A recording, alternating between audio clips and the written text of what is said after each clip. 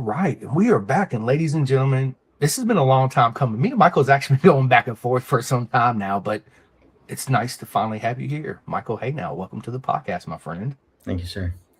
You're It was a welcome, pleasure. man. You're Thank you. welcome. Listen, we got a lot to talk about. You've had an interesting path into motorcycles and an interesting career too as well. So I just want to jump in head first, like I do with all my friends that come on this podcast. Is bro, where did your journey begin with you on those beautiful two wheels? Well, I guess the very first time, I think I remember I was in middle school, so something in my teens, and it was a friend's YZ85, and I just remember that he's like, "Yeah, this is my dirt bike. Give it a shot." And I threw on it, and he's like, "Yeah, just be chill with the gas." And I remember feeling that pipe for the first time. That was so cool, man. And then there's a funny story. Shortly after that, there was another opportunity to ride a bike, and it was another kid's 250. At the time, I didn't know what it was, but reflecting on it, it was pretty much like the four-stroke Milwaukee Moto 3 250. So real tight head stem turning radius. He's like, yeah, just go it up the street, turn around, and bring it back. I'm like, okay. And his friend vouched for me, because I rode the YZ85.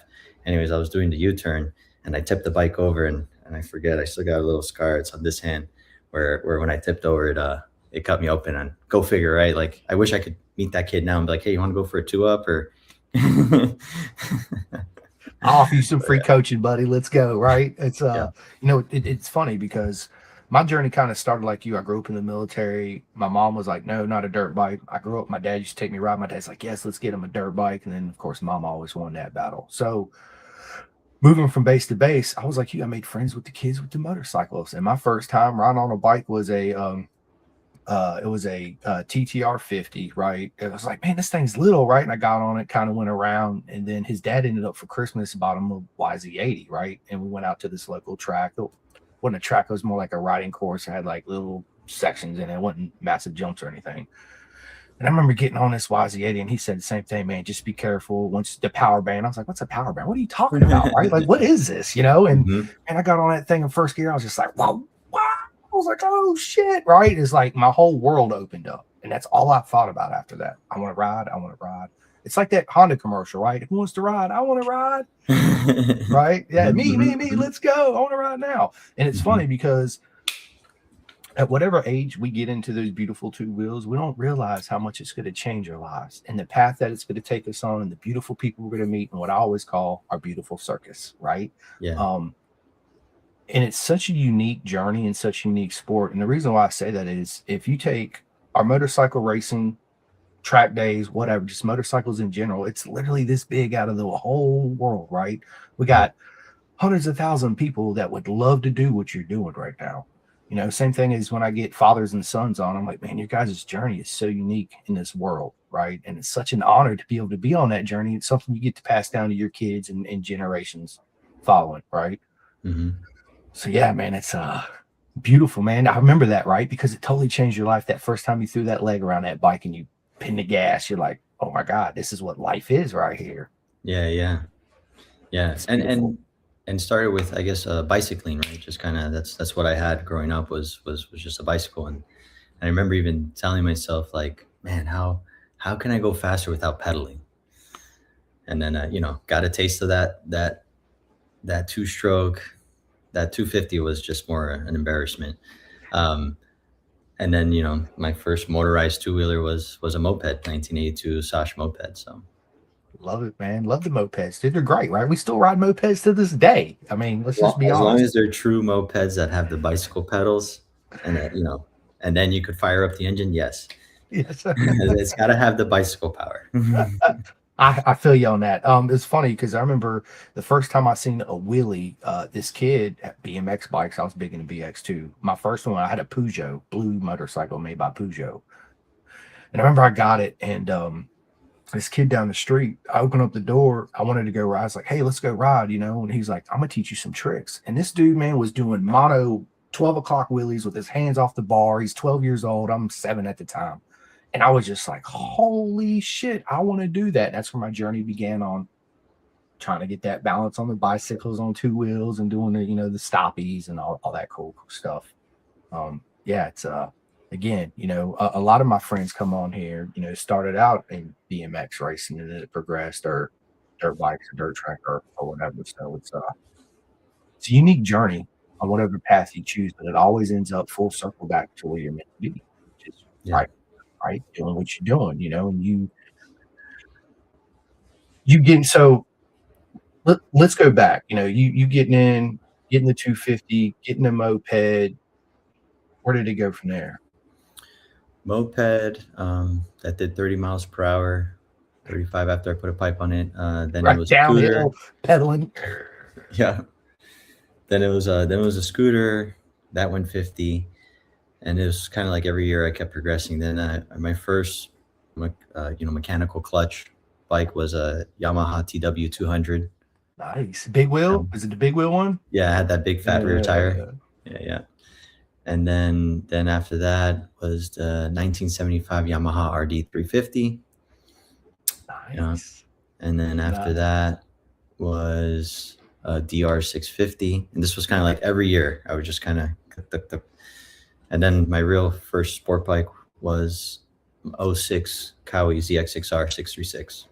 Love it, man. I had a '05 Kawasaki 3 liquid plasma Same. blue. It was a absolutely gorgeous bike. It was one of my favorite bike, my wife's favorite bike that I've ever owned was that Kawasaki. So yeah, it was a great bike, man. I've had several. My first street bike I bought brand new off the showroom floor was a 1996 ZX6R in high school. That was I wanted the ZX7. My dad's like, no, it's too big. And I'm thinking to myself, it's only extra 150 cc's. And if you look at the chart, it really don't make that much more power. And it's actually heavier. So he's like, just need 600, right? So I was just trying to justify getting a bigger bike, which I'm glad I got the smaller bike, right? It's like I'm a huge advocate on people, especially I don't care if you got a $40,000 VR, right? And you've done like 2 or 3 track days, dude. Buy yourself a 400. Get you some proper coaching, learn how to ride that little bike to its full potential, and then move up, right? Because you learn so much valuable skills on a smaller bike.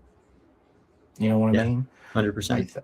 That's why I try to tell my knucklehead friends. I was like, why do you think all these legends of the sport, when you see videos, are practicing on the small bikes, right? Little car tracks. Even if it's a 600 on a car track, right? It's a little track. You got to force and muscle the bike around and slide the front, slide the rear to square off the corners and blah, blah, blah, blah, blah. It's invaluable training for sure. So big advocate on the small bikes, people, right? And that goes along with me and you talking about the ego side of things, right? People, it's hard to let that ego go. They think that, no, I need this 200 horsepower motorcycle. You don't need the 200 horsepower motorcycle for your first bike, right? Let's just be honest. Start slow. You got to crawl before you walk. You walk before you ran. It's the same thing in this sport, right? 100%. Yeah. Anyway, so moving on up year to year, bigger bikes, which is absolutely amazing. I just jumped from a dirt bike on straight onto a 600. Wish I could go back and get the smaller bikes, right? But how did you learn and hear about track days to begin with? How did all that happen for you? It's funny. The two things that excited me growing up were when I saw on the TV was rally racing and motorcycle racing. And that was just like the only two things that like made me like stop and like, oh, that looks fucking cool, and yeah, it's funny. I was thinking about this the other day that I remember being in middle school and they're doing the whole, hey, what do you want to be when you grow up? I want to be a doctor. I want to be a fireman. I want to blah, blah, blah. And I stood up and I said, I want to be a rally car driver. And like the room was silent and like no one, what is that? What's a rally? And one teacher was like, oh, that's the guys that drive cars all crazy and there. And I'm like, yeah, he knows. But yeah, no, it's that was just so funny. But yeah, no, it's been quite the journey. Oh man, I don't even know where to begin. But yeah, the transition to track was doing all the stupid stuff on the streets and Squid, we all do it, dude. We all do it, right? It's I had this conversation. A buddy of mine was giving me a hard time for having this influencer on that did YouTube videos fast on the street, makes money doing it, right? And I was like, bro, you could just sit here and talk trash. I was like, what the hell was we doing back in the day? We was doing the same shit he's doing, right? If we Yeah, had yeah, YouTube and GoPros back then, we'd be making the same videos everybody else is making. To me, it's an easy way to, in this day and age with social media, to become popular and get viewed. You know the deal, right? yeah, yeah, And to make a little bit of money. It's easy. I can wake up in the morning, fire up the bike, put on my GoPro, slap my helmet on, and off I go, right? I don't have to sign up for track days. I don't have to follow your rules. I don't have to safety wire nothing. I ain't got to do any of that. I just yeah, and hit record, right? It's and I see the um I don't want to say value in that, but I see the how easy it is to get into that for yeah, somebody just buying a first street bike. Like I said, strapping a camera on your helmet and making videos and showing your friends, look how cool this is. I'm so yeah, fast. And then they come to the track and they get this big ass piece of humble pie on their tank when they look down because the little 12-year-old is just railing them on the outside of the corner, right on their yeah, $40,000 bike. And they're on a little 250. And you're like, oh shit, I don't know yeah, nothing. yeah, I was like, I don't know shit. Nothing at all. I thought I knew it all. I don't even know what the throttle is. Hell, I don't even know how to hold it correctly. yeah. Right? And that's and you bring up a valid point. It's how easy it is and accessible, and then visually, it's so like, oh, I want to be that, I want to do that, and all they gotta do is get on their bike and do it and push play. Yep. So yeah, that's a valid point. And I think it's kind of dangerous, a disservice to the sport. Myself included, grew up in South Florida, very easy to get into that scene in South Florida. If it's the running away from cops, if it's going to the meets, if it's trying to be part of that show. And I remember being fast on the streets and doing silly things and having conversations with, oh, well, I bet I'm faster than you, and all that other stuff. And I remember one guy was like, well, do you even leave like black lines off your rear tire when you're going through corners? And I'm like thinking to myself, I don't know, I've never seen. But now knowing what it is to lay down rubber on a racetrack, like, it is insanity to think that that's an objective to try to achieve on the streets, unless you're doing the TT or something, or Pikes Peak. Well, that's a whole nother story right there, right? Yeah. It's funny, again, it's I remember coming off the street doing my first track day, and I was not so much the fast guy on the street, just because yes, I did dumb shit, road wheelies, running from the police, blah blah blah. I really didn't care to be the fastest of the group going up the mountains. But then I realized once I really got into track days and taking some coaching, and I learned, started to understand proper body position and how to properly apply the throttle and the roll speed and like all these things that come together. I had no clue what I was talking about. I thought I knew what I was talking about, trying to give advice to people. Don't listen to me back in the day because I didn't know shit. Right. Hmm. And Hmm. and once you understand that, you try to pass it along to my knucklehead friends. I always call them my knucklehead friends, right? And a lot of them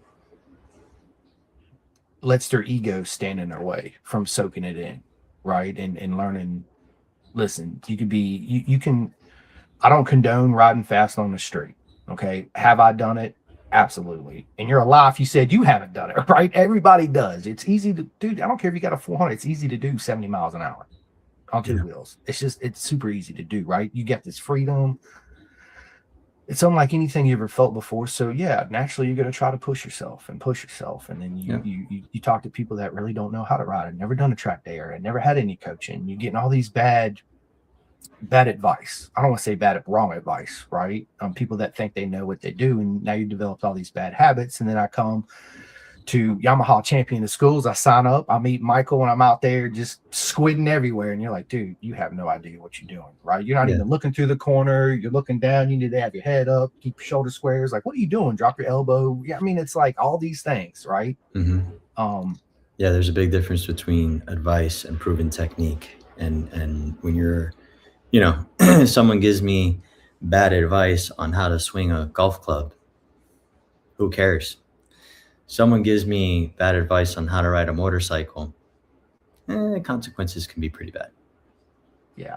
We've all been down on the street. I've had many times pushing it, right? And I remember when I was in Phoenix, I went to MMI, right? So I left Virginia and went out there to go to Motorcycle Mechanics Institute. And that's how I found out about track days. My first school was at Firebird International Raceway. As a matter of fact, it was in 99. I went to the last round that back when Moto America was AMA at Firebird. No, Phoenix International Raceway.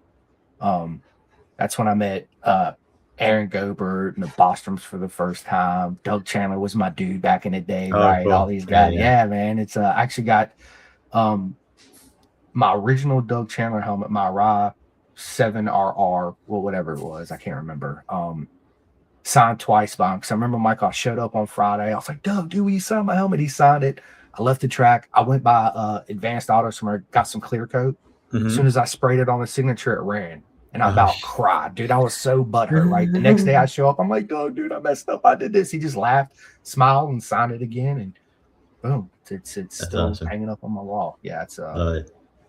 I grew up once I discovered two wheels, that was it for me. Like I've been all in ever since, right? It's I feel like if 100% of people walking this planet right now had some type of passion, I don't care what it is. It could be bird watching, crochet, whatever it is, this place would be so much happier. Yeah, absolutely. Right? I find that a lot of people don't have passions.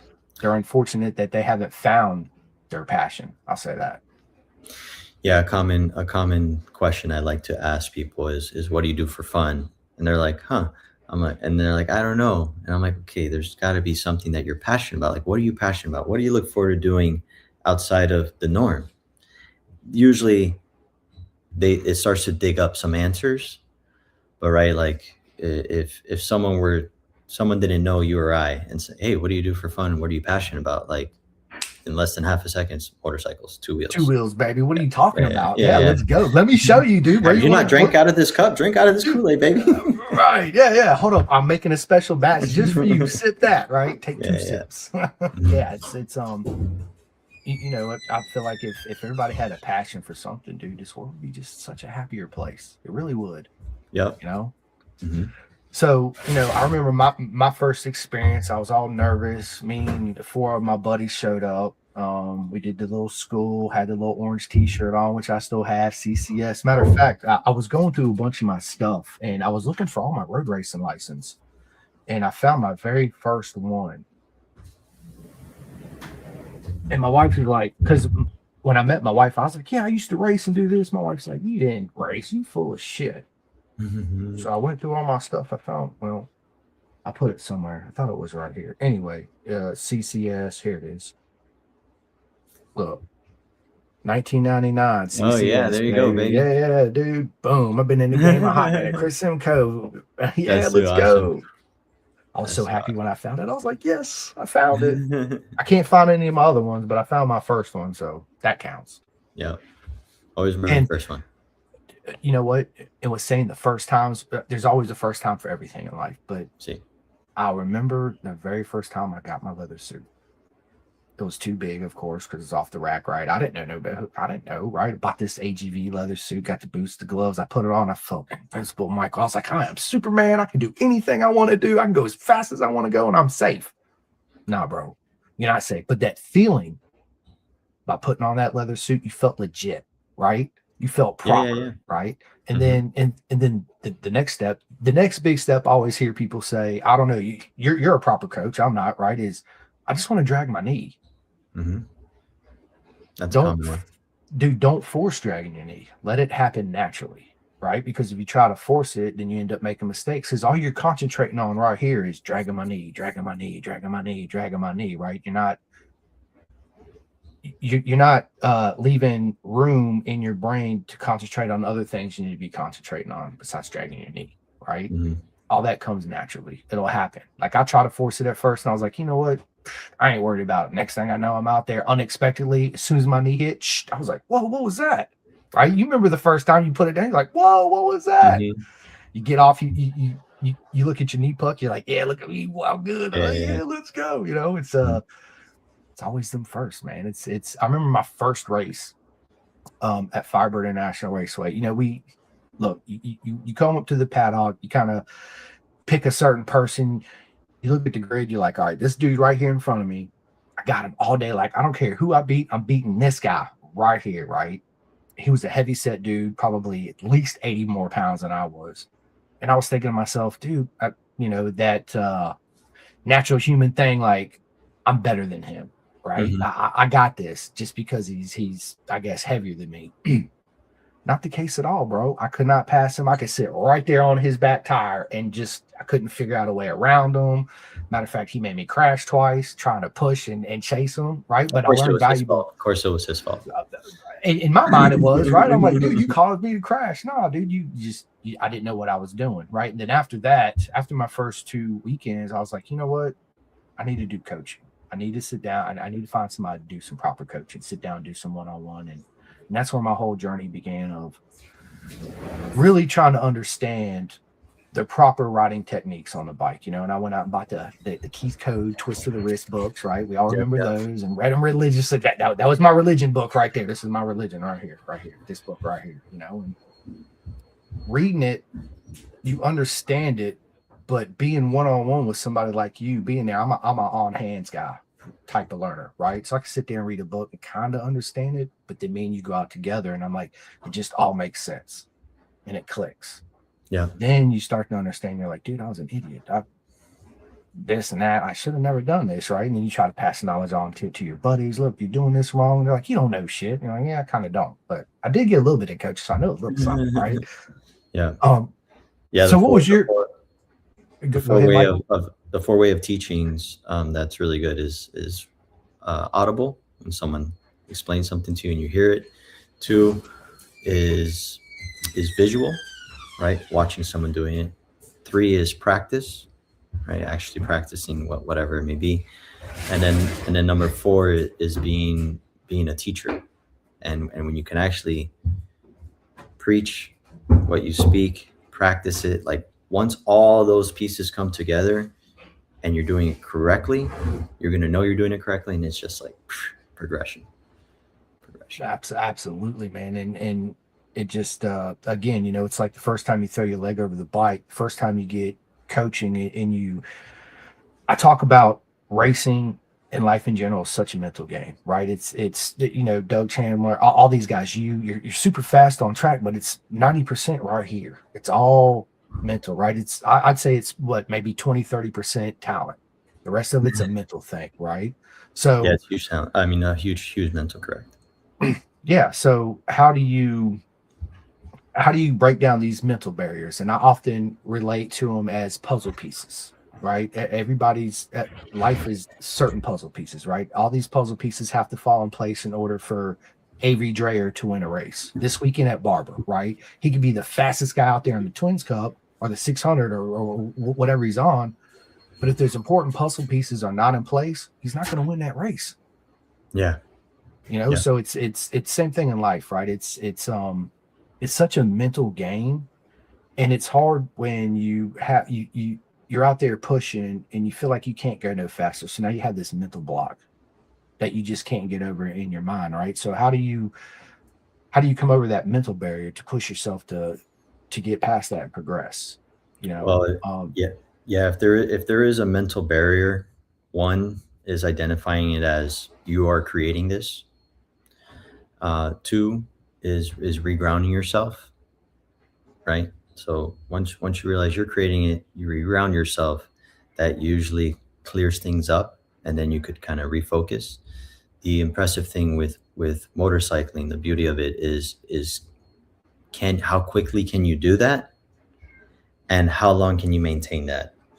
And it's the same thing in meditation, right? Like meditation is about shutting off the mind. You know, how quickly can you shut off the mind? How long can you keep the mind shut? And you know, it's been really fun. You know, I have a fair amount of experience in Thailand. I've been going there for quite a while, and to be able to immerse myself into Buddhist culture, and on top of that, with my background of motorcycles and everything like that, it's been quite the journey. Yeah. Yeah, absolutely. I got family that lives in Phuket in Thailand. Oh, no kidding. Yeah, Mark, him and his wife actually, he brought her, he went out to Thailand. So both my uncles, one of them works for, he's a big wig at GE. They sent him out to China for like 12 years, paid for his kid to go to school out there, any American school anyway. His brother would fly out there and they would go to Thailand.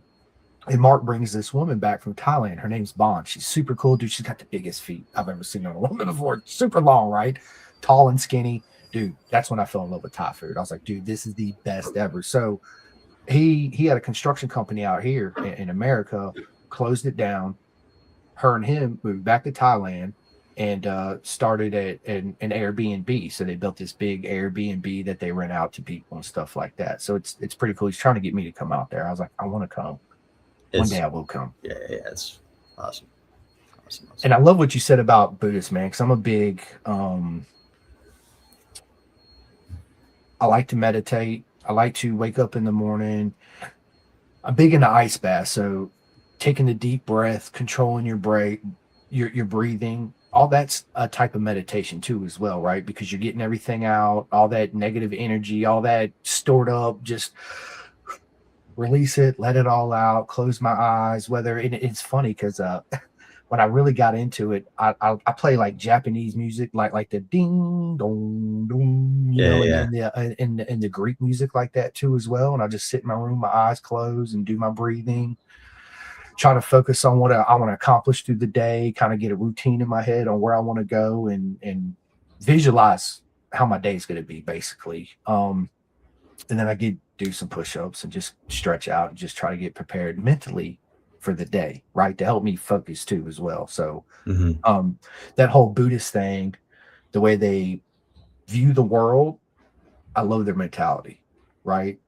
I do. I think it's such a great how do I want to say this viewpoint of not necessarily how you should be, but it's a path you can take on to have serenity right here if yeah, you open yourself up to it, right? yeah. It's more a kind of like a way to live life rather than like what I feel traditional religions can be is like this is right, wrong, good, bad. Where Buddhism lays a foundation of like of just a healthy way to live life. It's more like a way of living than it is like Yeah, it's not just a single path, right? There's many paths in front of you, right? And it's just it's on how do I want to say this? Like I always tell my son, be true to yourself. Don't try to be the cool kid. Stay a beat to your own drum and be happy, right? My cousin and his wife, they're from Thailand, so she's big on the whole Buddhist things, and I'm always picking her brain when she comes, about it. And the elephants, dude, I love the elephants. Actually, she brought me, dude, I don't have it in here. When we get done, Michael, just stay on with me. I'm gonna go get it. So, dude, she brought me this elephant back from Thailand. It's made solely out of seashells. oh cool. Seashells. They're little itty bitty seashells, are all glued together, and it's absolutely awesome. And then she brought me these three little Buddha miniature statues. They're red. They're cool. They got the big Buddha belly and they're sitting Yeah, cross and they're doing all this and stuff. Yeah, it's cool, man. I dig that philosophy because it's a good way to, especially this day and age with all the negative going around, right? I feel like we're too easy influenced to go down the negative path, right? Because that's all you see on social media and TV, negative bullshit all the time, right? But if you have that mentality, I don't want to say the correct way of thinking, but just you trying to make yourself better and make everybody around you happy too as well. That just says a lot about who you are, right? As a person. But I agree with you on that. I don't talk about religion hardly at all, but I'm not a big religious guy. I'm a spiritual guy like you, right? The Buddha's the best way to go, in my personal opinion, man, for sure. So, but you can apply that to motorcycles too as well, the yeah, philosophy of 100%. Buddha, right? And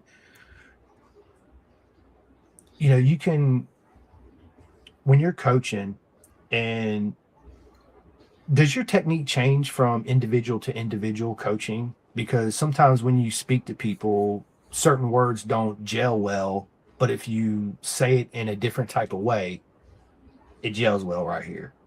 Of course, yeah. Like just two extreme examples. Some people I coach with, they can handle. Hey, tell it to me straight. What's my priority? Tell it to me bluntly. Efficiency. Next priority. Let's go. Next thing. And in other people, like you have to walk on eggshells. Hey, let's try this. And especially if they have difficulty of change, then it's like, okay, like, got to approach it this way. Hey, why don't you try this way? Here, just this little adjustment, where other people I could just crack the whip and be like, man, you're really giving up on this right here. We can't do that. You need to change this now. Where if I said that to the other person, they'd probably cry. Like, it's just, of course, there's always going to be adjustment. Yeah, Um, yeah. but the goal is always progress, progress, progress, right? 100%. It's the end of the day. I know we kind of skipped around a little bit. We'll get back into how you discovered track days and first got on track, but and that's going to lead us into talking about your Yamaha Champ School, how you became a coach, and the satisfaction you get out of actually teaching somebody that listens and takes it all in, and you see the progression on the track, and then you're smiling, they're smiling, and then next thing you know, you see them come back to the track all the time, and then you're really good friends. You probably cook burgers on the grill and share stories and all that cool stuff. Then you have people that come in that that ego side of things, and they just can't let it go, and they know everything, and they're unhappy, and it's kind of I've never been a coach, but I would feel like if I was in that situation and that person X, Y, and Z wasn't happy and they wouldn't listen to anything, and you feel the energy. I'm a big energy guy, right? And you feel the energy, and they leave and they don't never come back. And I know you've seen it, right? Yeah, for sure. More times than often, and which that's a double-edged sword too, right? But when you have somebody that comes in, I don't care if they got 30 years riding experience on the street, and they're like this little sponge and they soak it all in, and it's just such a great weekend. And next thing you know, they bring their friends, right? And it just grows and it grows and it grows, and you build this little commodity, and it's very special, very unique, man. And we said this early, right? It's such a unique journey in this Yeah, yeah, sport that we share with everybody. It's love it. I yeah, freaking yeah. love it, Same, same. dude. Yeah, I mean, dude, go ahead. there's a cool experience where one of the schools, one of the champ schools, they had a scenario where it was a bunch of successful professionals, but most of them didn't have motorcycle experience. So there was two guys that were successful professionals that had been riding, and they thought it would be a great idea to rally up their other buddies. And it was like 14 people, I think, something like that. And so 12 people that didn't have experience, but they were successful businessmen. So they were okay with tell me what I need to do. I'm gonna tell you, I'm gonna apply what you're telling me, and they're gonna do that proficiently and correctly. And by the middle of day two, most of the people with no experience were dragging their knee and rolling to the point where they surpassed the other two that had experience because they were so embedded in this poor technique that they had trouble breaking out of it. So just kind of compliment what you're saying, like, yeah, it's it's kind of funny. And you take that scenario, it's like, all right, you apply yourself. Okay, cool, you could get it. Yeah, I love it. I love it. So I know we kind of skip beat in topics, but let's go back. So you got the DR, then you got the Kawasaki ZX6R 06, right? Yeah. Oh six. Oh, What color was it? it was the silver with the With the red little, wheels. yeah, yeah, yeah, Yeah, yeah. yeah. So, I yeah. remember when I bought my 05, the Like the liquid plasma. Yeah, exactly what it was. And if what I remember, didn't it have like a little red flame on it too as correct. well? Yep, Yeah, yep. yeah. See, yeah, good Yeah, memory. yeah. That was Uh, totally worth 5 horsepower. Just saying. Bro, all the stickers are right. I used to say the same thing. I was like, because Doug Chandler had the Bellray and the Muzzy sticker. Of course, I had a Kawasaki. I put a Muzzy sticker underneath my where it said Kawasaki on the tank. I was like, this is 5 horsepower per sticker. And I just gained 10 horsepower with these two stickers, right? Yeah, Oh, yeah. don't forget the Bellray stickers. You put it right there on the side fairings. That's the extra 1.5 each. So that's another 3 horsepower right there. Yeah.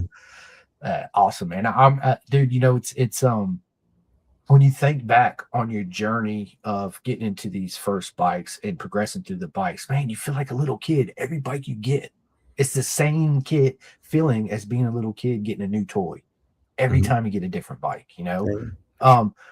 I often compare bikes to women, right? Some people say it's kind of a bad analogy, but in my eyes and the way I think, I don't think it is. So just hear me out, right? So you see this beautiful woman, which is a motorcycle.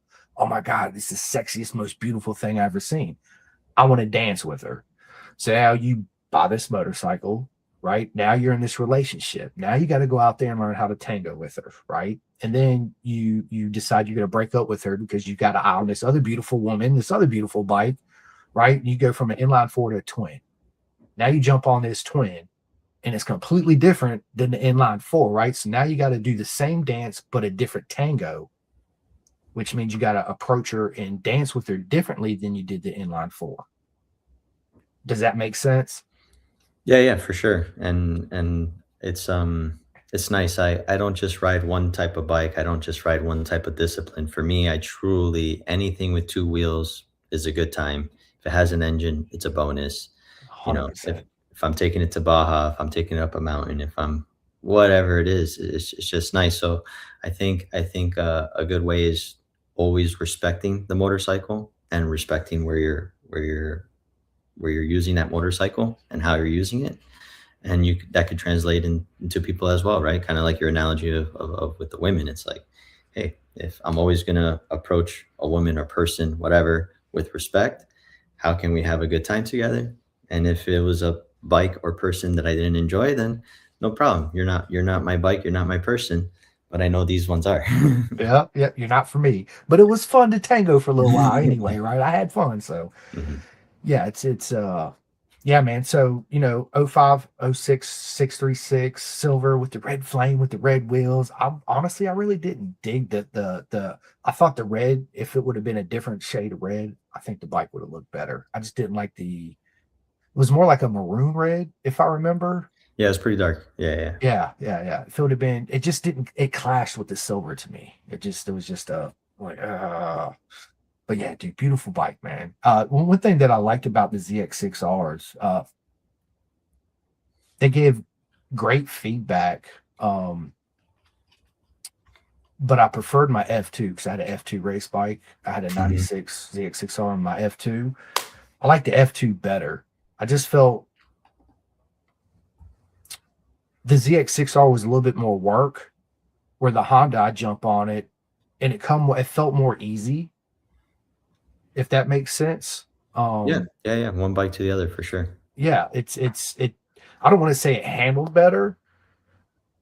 To me, the front end was a little bit better. Like I had more confidence right off the jump, just jumping on it from back to back on the front. Comfort and It was confidence go hand in hand. 110%, right? You have that confidence. And it's funny we said that because I got a buddy that just bought a bike. He's like, I want to buy this $6,000 exhaust. So I'm like, dude, why don't you take that money and go get you some proper coaching? You don't need that exhaust for what? For it to go bop, bop, bop, bop, bop. Yeah, it sounds good. So what? Yeah, Would you rather learn how to really ride, yep. or would you rather just sit there and look good and be Shiny pretty bits, baby.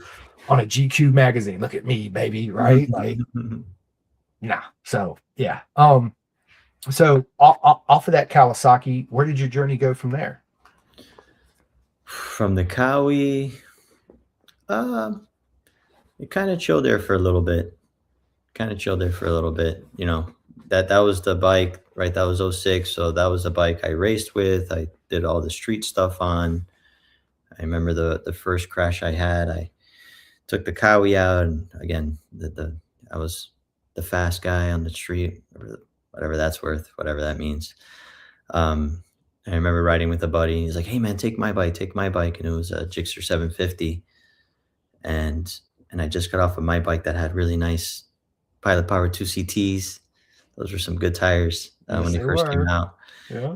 And then yeah, he had he had the OEM tires and they were old. They were over 2 years old. But anyways, I'm riding. I know nothing. I get on his bike and there's an area called Nine Turns in South Florida, which was known for linking up certain highways because South Florida is flat and straight for endlessly.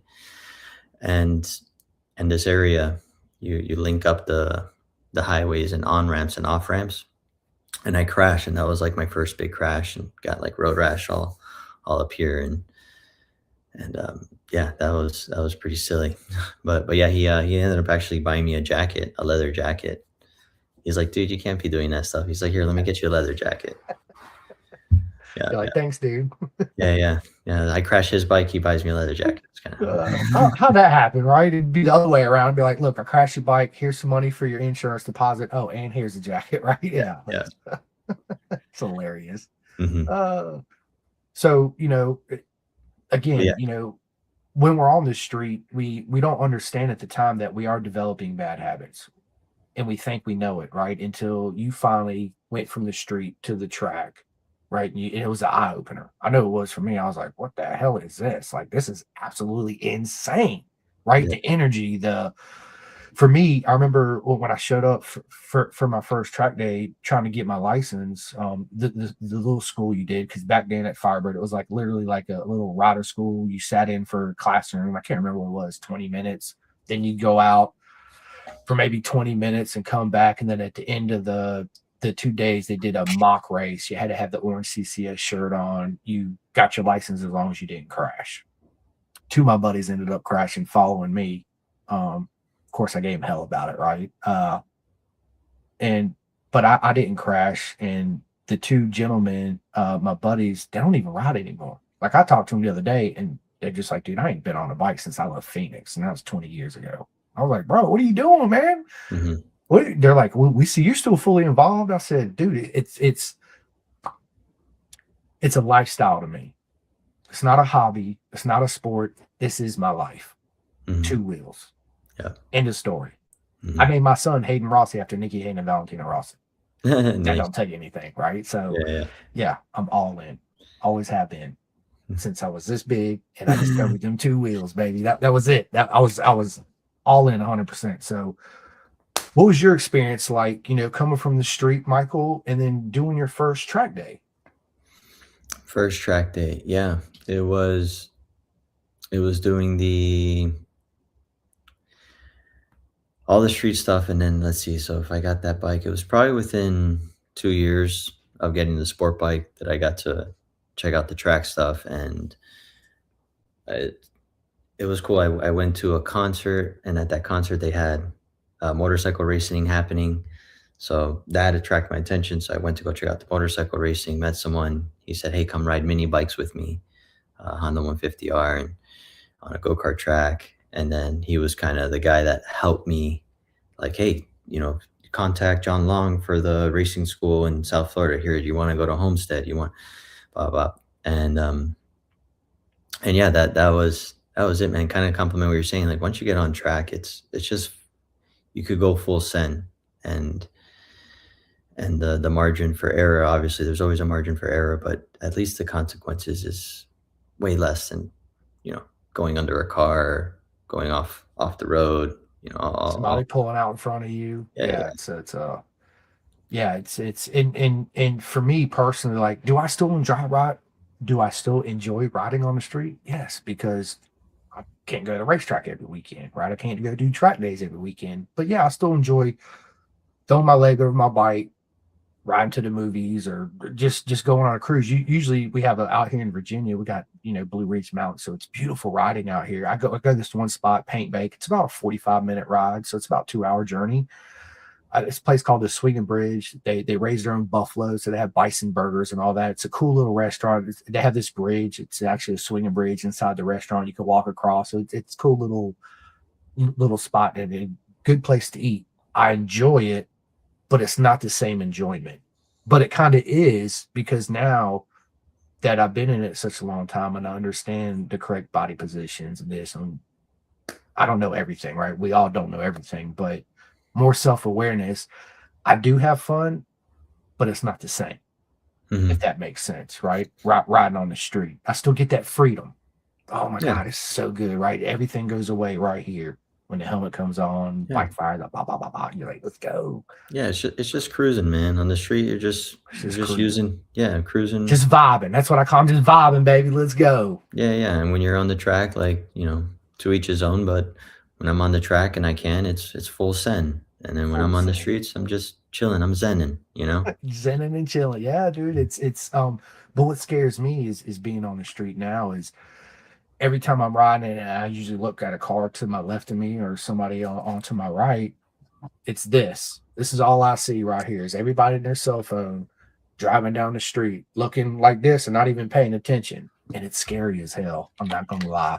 I feel like best way I can put it to you is I feel like I'm Leonidas of the Spartans against the 10,000 Persians, which is everybody in the car trying to get me. Good analogy. I always got to be on self Of defense course. mode at all times, right? And then, Michael, when I'm in that self defense mode right here, I'm not 100% correct because now it's a little bit of fear comes in. What happens if this car just pulls over because she's not fucking paying because she's driving down the road putting eyeliner on at 9 o'clock in the morning or what? I mean, we all see it, right? So, not saying it's the woman's fault, but I'm just saying it's it's not the same, but it's still a thrill, if that makes sense, right? Yeah, and if you think of other countries, like Colombia, Thailand, whatever, you think of other countries that outside of the US, it's a mean of life. And here it's more just an accessory, a pure enjoyment thing where you go to Thailand where you see, the a father, a mother, a newborn in between, and then an 8-year-old, and then the 14-year-old hanging on the back, and they're just cruising. That's their mean of life, and they're on a scooter, right?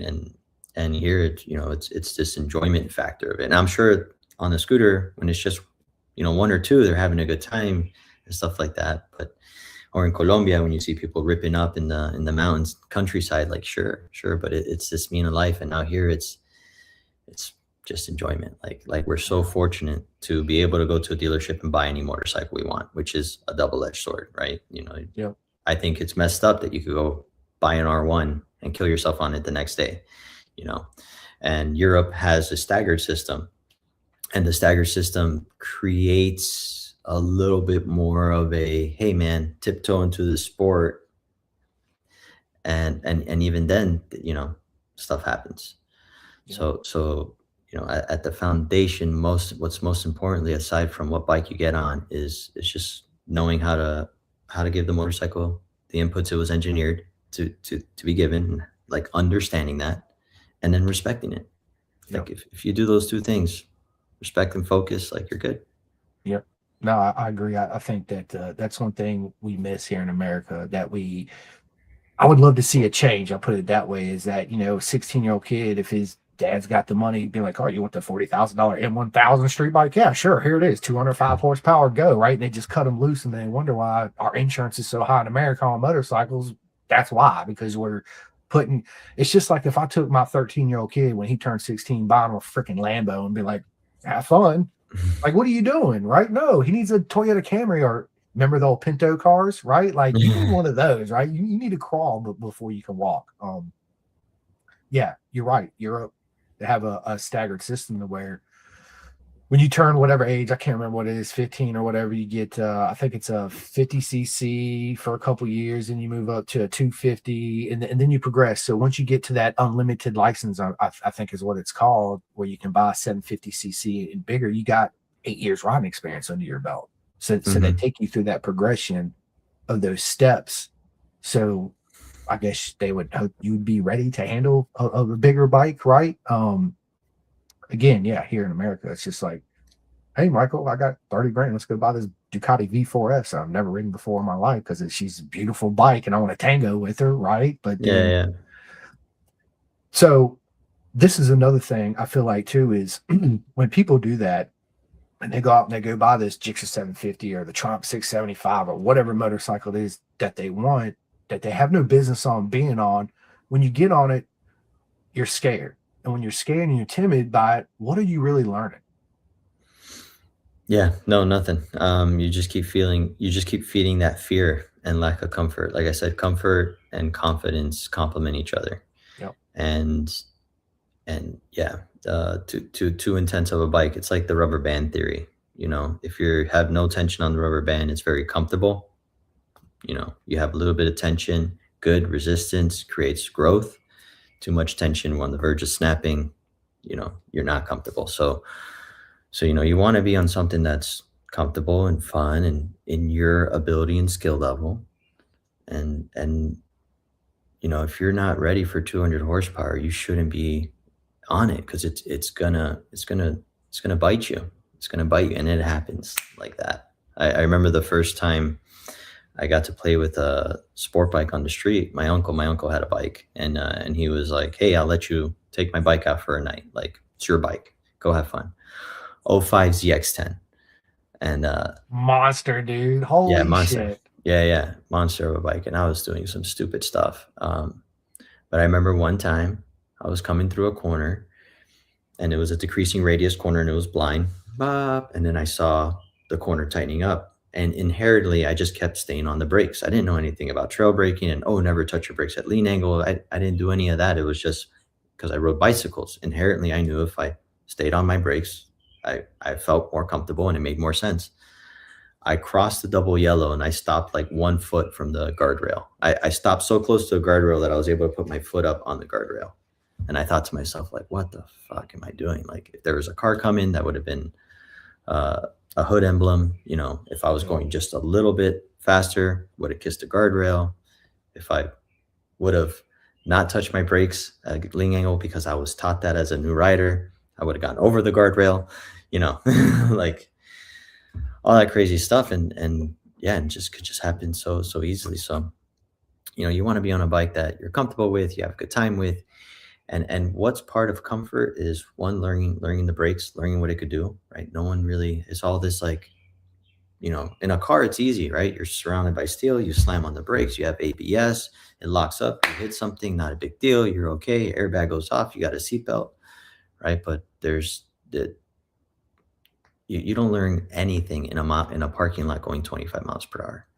You know, the fact that they don't even do like true emergency braking, stupid. The metaphor is that what new rider schools for motorcyclists is, I don't know if you ever got a concealed carry permit, Hmm. but you know, when you go through the process, you go through the safety course, they pretty much preach of how dangerous cars, how dangerous Guns guns are. are. Yeah. Yeah, you know, and all that stuff. And then at the end, before they give you the veto, you got to fire one round off in the range. And that to me is a new rider school for motorcycling. It's let me try to make you a safe rider. Let me give you all the shit poor technique, not the nitty gritty. And then at the end, let me, you know, fire your one round. Okay, here's your license. Now go off to war. You know, it's Yeah. like Be going to, responsible. but it's silly. It's just so silly. Like how can you, it's so messed up, man. It But is. It is. You know, that was a good analogy. I never thought of it like that. You know, that and then I remember when I got my first concealed weapons permit, and yeah, same thing. Went there, it was a little classroom session. Actually, in this class, we went out and did. We had 3 shooting sessions. Point and aim, like put the target out, do all this. You know, all these hand gestures, and yeah, we went out there, shot 3 times. At the end of the class, so like, okay, here you go. It brings me back to when I remember I got out here at Virginia Western. We have the motorcycle safety course, and if you take it, you get 10% off your insurance. So I remember I was out there, and I'm listening to the guy, and there's this older lady out there. She was on a Rebel 250. I'll never forget it. And the dude's like, yeah, you know, sit straight up, put your elbows straight out like this. And I'm thinking to myself, I was like, dude, she's not going to have no leverage to even turn the bike to go through this circle, dude, because you got her sitting like this. She has, how you going to turn the bike doing this? You're not, right? And he never said one time, look through the corner. Not one time. Look straight where you're going. I'm like, if you look straight where you're going, that's called target fixation. And what happens when you do target fixation? You're going to hit what the hell you're looking at, right. you know? And So again, no speed, no no speed. speed, no Right. speed at all, Like right? like what matters when there's no speed? Nothing. Nothing. You know, what matters when you have an abundant amount of grip slash, you know, no risk in what you're doing? Nothing, Nothing. right? What are you learning? Nothing. Nothing. Yeah. No, you're learning bad technique is what you're learning. Bad habits. Yeah. Exactly. Right. And yeah, man, it's I remember I went out, buddy of mine, it was two of us, Wayne and Daniel. I had borrowed my dad's 1098S, right? But before I actually got it off of him, my dad bought one and he ended up giving it to me. And they're like, we went on this ride, Michael, and I'd never been on this road before. And I remember we stopped at this place, filled up with gas, grabbed a Red Bull, and he's like, look, there's a section of this road we're getting ready to go on. it's this tight right hand corner, and there's actually a cliff runoff right there. So don't fuck it up, right? Don't even try to stay up with us and all that. And I'm thinking to myself, I was like, okay, I got this. I've raced and all this. I'm pretty sure I can handle myself. So the guy stays behind me. And I remember I approached this corner and it goes from 55 to like 25 within a span of maybe 30 yards, right? And it's deceptive. You can't tell how tight the corner is, right? It's one of those blind kind of hairpin corners. I just remember I back shifted, threw it in, was trail breaking. I started running wide, started running wider. I just kept thinking to myself, man, I hope my car don't come around this fucking corner. Cause like I'm a fucking emblem at this point, right? What did I do? I kept looking through the corner, let off the brakes, steady throttle, and just kept looking where I was going. And I eventually come right out of it and got up. And the dude was like, bro, like that was fucking awesome, dude. Cause if you would have fucking just like touched that brake one time, or you hesitated, I would have been off the side of the mountain. But that all goes back from me having that proper training and kind of knowing what to do in those situations. But it's kind of hard to know what to do in a situation, especially when you're on the street and it's real time, life or death, I'll say, right? Especially when you're that close on a mountain versus a racetrack where me and you go to a track and we get out there and we have a track map and you're like, okay, this section here, this, you got to watch out for this bump. Let's go out here and walk the track. Okay.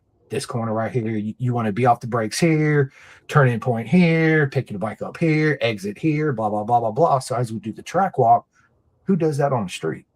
Who parks their bike at the bottom of the trail or the mountain and go, okay, let's walk up and do a track map walk and then come back and hit it?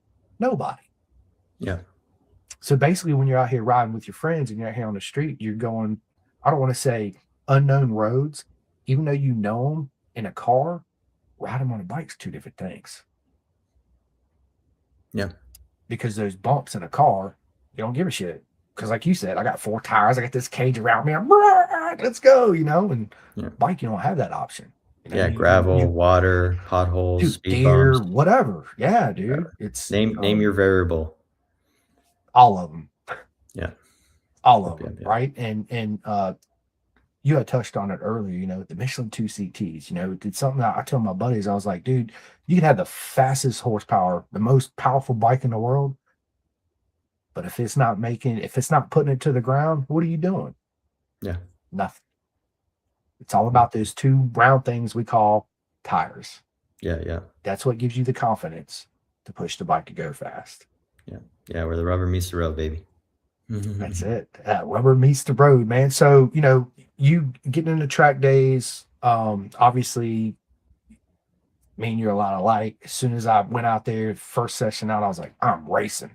So much so that I had a 93 Jeep Wrangler. I was in Phoenix, Arizona. I sold that Jeep, got 3 credit cards. So I had $30,000 in 3 credit cards. I had $8,000 in the Jeep, and I spent all that shit in 2 seasons. I had to buy a mountain bike to ride to work and school because I sold my only vehicle to go racing.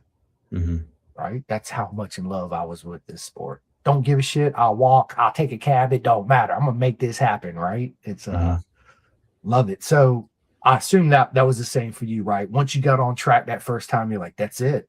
This is all I want to do. I'm all in 110%. Yeah. Like I said, it was the better option compared to street riding. And also, what kind of bike was I on? I was on a full-on sport bike, 600. That bike shouldn't be on the streets, especially in South Florida. Where does it come to life? On a racetrack, right? If I was on a Yamaha TW, I would be okay navigating on the streets, right? So yeah, no, it's putting it where you're gonna have the most fun out of it, right? Where are you gonna get the most out of that motorcycle? What do you want from your motorcycle? And just being able to figure that out. Like you're talking about, like, for new riders and people getting to the sport, what bike would you recommend out of? Well, it's like, well, what do you want to do? Yeah. I just want to cruise around.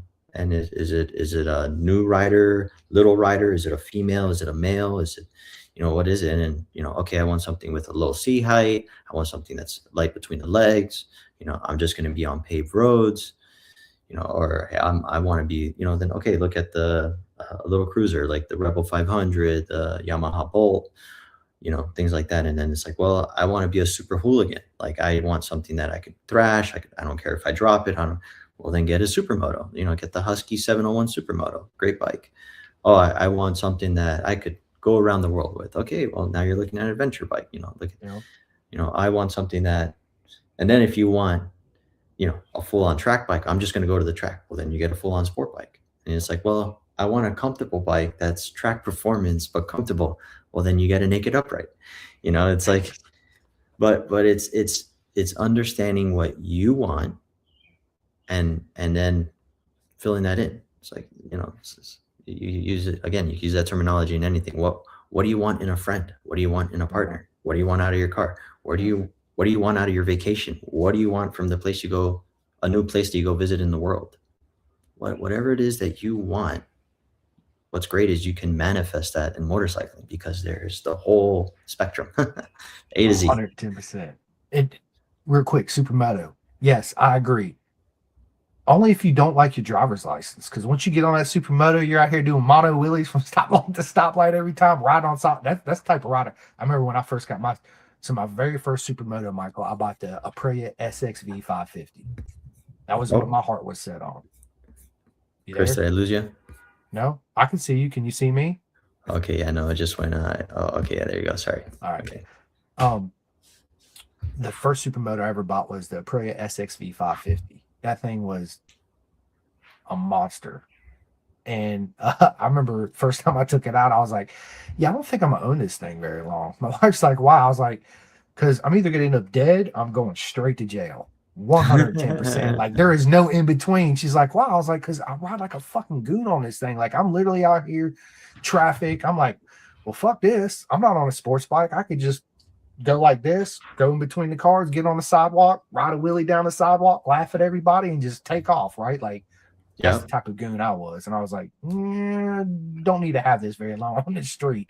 And to your point, real quick, that ZX10 you rode, I remember when I was at MMI, my buddy John bought a 98 R1. So I showed up in 99. Oh, yeah. Bro, he's like, dude, you got to ride this thing. And I took that thing out and I come back and I was like, dude, do not let me ride this thing. I am not ready for this. Absolutely not ready for this thing at all. It would just had so much torque and so much power. I was like, yeah, I'm gonna end up dead if I keep riding this thing, right? And then he tried to sell it to me when he left, and I was like, yeah, I don't think so. I appreciate it, but yeah, it's not gonna be good for my longevity of life. I'll tell you that now, especially out in Phoenix. It's like Florida where it's wide open and there's no corners, right? Everything's like this, all the streets, and it's I'll never forget it though, because the first time you jump on a proper 1000 and you twist that grip, I was intimidated. I was like, I'm not giving it the beans in first or second gear. I'm gonna put it in third and give it the beans. And as soon as I put it in third, I whack that throttle on that some bitch. Wait, I was like, oh shit, I was not expecting that at all, right? But that's where the whole everything falling in line with what you just said. It's what type of motorcycle do you want that's going to fit your personality? What do you want out of this motorcycle? And how do you want to ride this motorcycle? Yep, 100%. Right? So if you want to be an adventure tour and you want to be like, hey, me and Michael are going to go from Virginia to California or whatever and go on this ride, and 1200 GS adventure, baby, all day long, or Prairie Tuano, let's go, right? And if you want to crotch rocket, then get you a crotch rocket sports bike. If you want to do trail riding and on-road riding, same thing. Get you an Enduro, DR650, or shit, there's a bunch XRs and all that good stuff in between. What do you want? What do you want to accomplish out of the motorcycle?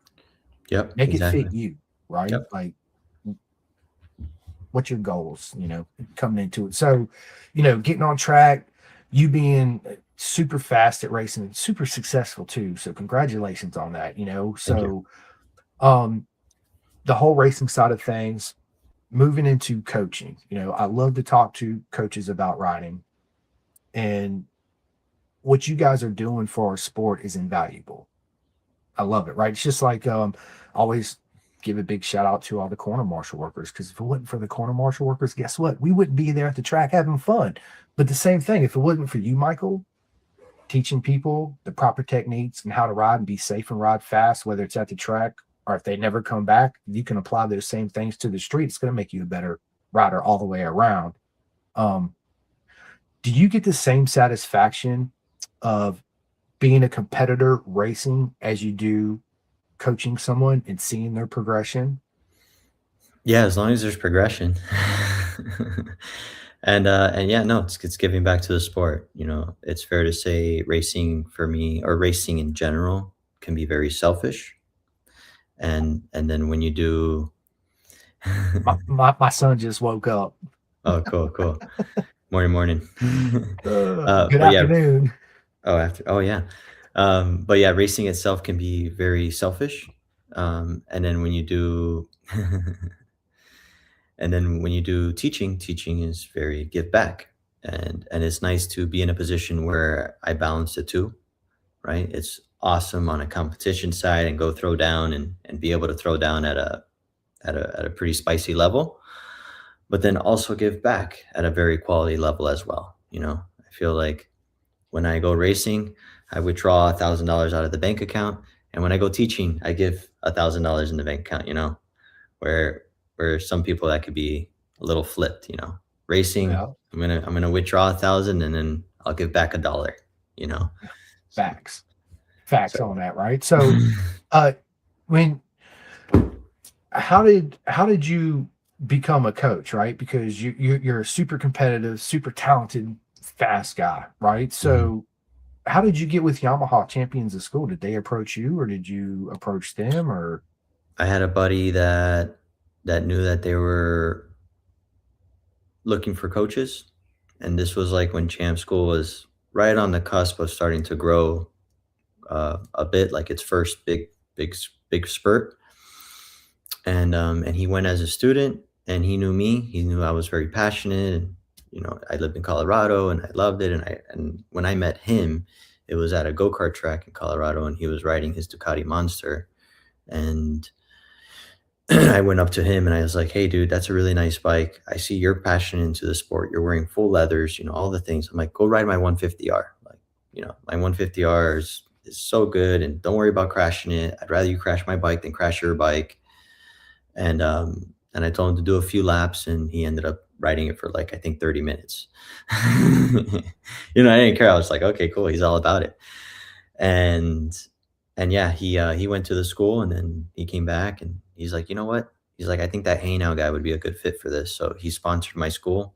He's like, "You know, go figure it out." I went down there, and he I told the guys like, "Hey, I'm into it and this is great." There's a gentleman named Scott Rybo. You probably know the yep, name. yep, that's my homeboy, man. Of Yeah, course, yeah. I know Scott.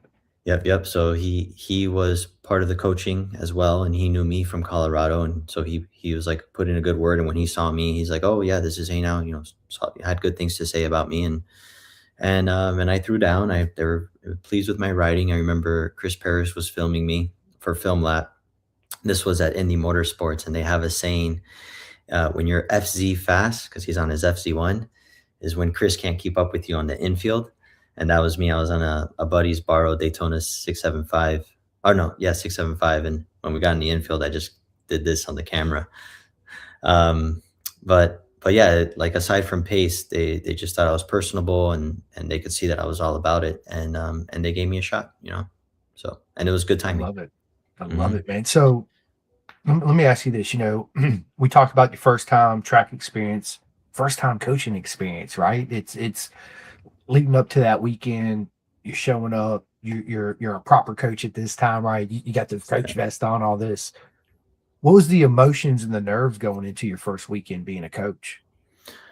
You know, honestly, just like anything else, just take it as it comes, and just being focused and calm, right? Making sure you're, you know, but it's tough when you get in the driver's seat. You know, it's so easy to watch the guys and they coach and they're badass and they are able to connect with the individual, and they know how to explain the message and have the pause and do it calmly, but not too slow and broken up, but not too quick and all that. It's a mission, man. It's like acting, you know. It just to be able to, and then on top of the emotional, right? It's that emotional mental balance of, okay, emotionally I have to connect with the individual, but mentally I have to be technical and say the right things at the right time. And it's tough, and it's so funny to be, or not funny, it's very reflective to be where I'm at now, because yeah, it's fair. It's been 10 years of coaching, and not just MSF coaching, like these, you know, uh Yamaha Champs Riding School, Champions Riding School is an elite level. It's like saying like, oh, I go race in a parking lot on mini bikes, or do you go race Moto America on a stock 1000? Like, it's those two applications. They're both racing, but the level of racing is uncomparable. It's universe Yeah. apart. And the same thing, like Champ School, the coaching and the coaches are just such a high level. And it's funny when you first start and you see this. I see this a lot, even with track days and rider coaches at track days, is the big things that a inexperienced coach works on is got to go to the brakes later. Oh, you just got to send it. Man, your race line. Well, when you have an experienced coach, it's it's hey, we got to respect the process before we add speed to this. Hey, you got to build up your brake pressure. Let's try this point. Let's go lighter, longer. This is where your brake release is, right? And the race line, yeah, but think about it like, hey, we want to we want to get our eyes up so we can see things better and start to add throttle at this point. See if you get to wide open throttle, and naturally your line's going to come out here. It's breaking down the process, and that's the difference. Who can hone on the next priority that is important to you as an individual and as a rider, and then who can break down that process so you could get to that goal, so then you could work on the next priority. And that's the difference between and it doesn't even have to be a champ school coach, just a proper coach, right? A legit coach, an experienced coach, versus the run in the mill, another person to tell you something. Yeah. Right? Yeah, and it's you being in that situation, we touch base on this later, is you gotta have patience, right? Because everybody learns different, and you come across people with the egos. I talk about it all the time. And it's and the ego so much so you can put this to anything in life. If you got an ego about something, you're just not gonna learn anything, right? Because you're hard headed, and you think you know it all. Those that are more willing to learn, that understand that, yeah, I might have rode a bike for the past 15 years, but everything Michael's telling me, I had no idea about, but it makes sense. So let me trust the process of what he's telling me, and let me go out there and put it to work. Let me see what he's actually saying is actually going to come, right? Because I'm sure there's some students that you get there like, man, this guy don't know what he's talking about, and that's part of that ego. Well, yeah, you get the questions where they question things, and this is kind of the beauty of the motorcycling is okay, you're an engine breaker. You're the guy that wants to just coast on the street and engine brake because you feel like you don't need brakes. Okay, fine. You haven't been thrown a variable that is going to be life or death, to where if you just engine brake, you're going to die because you're going to hit the thing or go off the guardrail, that you need your brakes. But hey, let me demo it for you.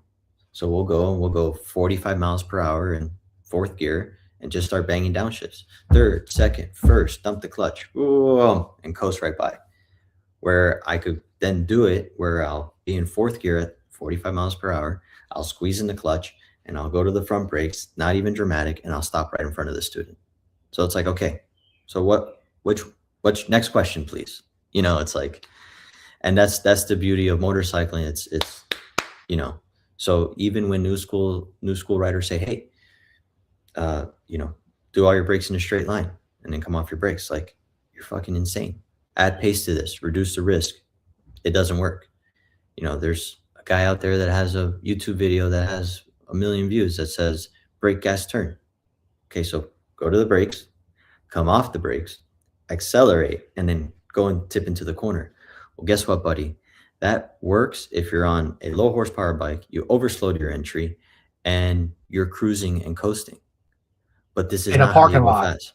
Yeah. Yeah, in a How you parking go lot. fast. But Yeah. even if you're just canyon riding, right? If you're going through a canyon road that, say, is a 120-mile-per-hour corner at 30 degrees of lean angle, then that works, because you're never gonna, and you're on a bike that only does 80, you're gonna sit there and just roll off and maybe use the brakes, not use the brakes, but you'll never get to that limit of that corner.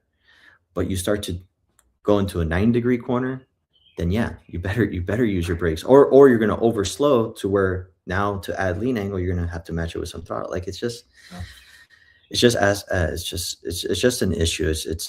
And it's a problem because it's hurting people, it's killing riders, it's putting a bad name for the sport. You know, even talking about small bikes, you know, the small bike concept for approaching and tiptoeing into the sport is great, but there's a certain point where it can start to hurt your riding. And how do you know that the riding technique you're doing is correct? One, add speed to it. Get on a more powerful motorcycle.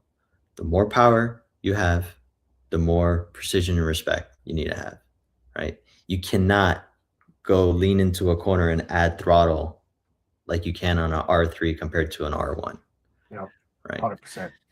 And it's just like that one video of the brake gas turn thing. In the middle of the video, he shoots himself in the foot by saying, "This works really well for this half of the track, but doesn't work really well for that half of the track." Well, let me tell you something, buddy. I don't care what bike I'm on and what corner I go into.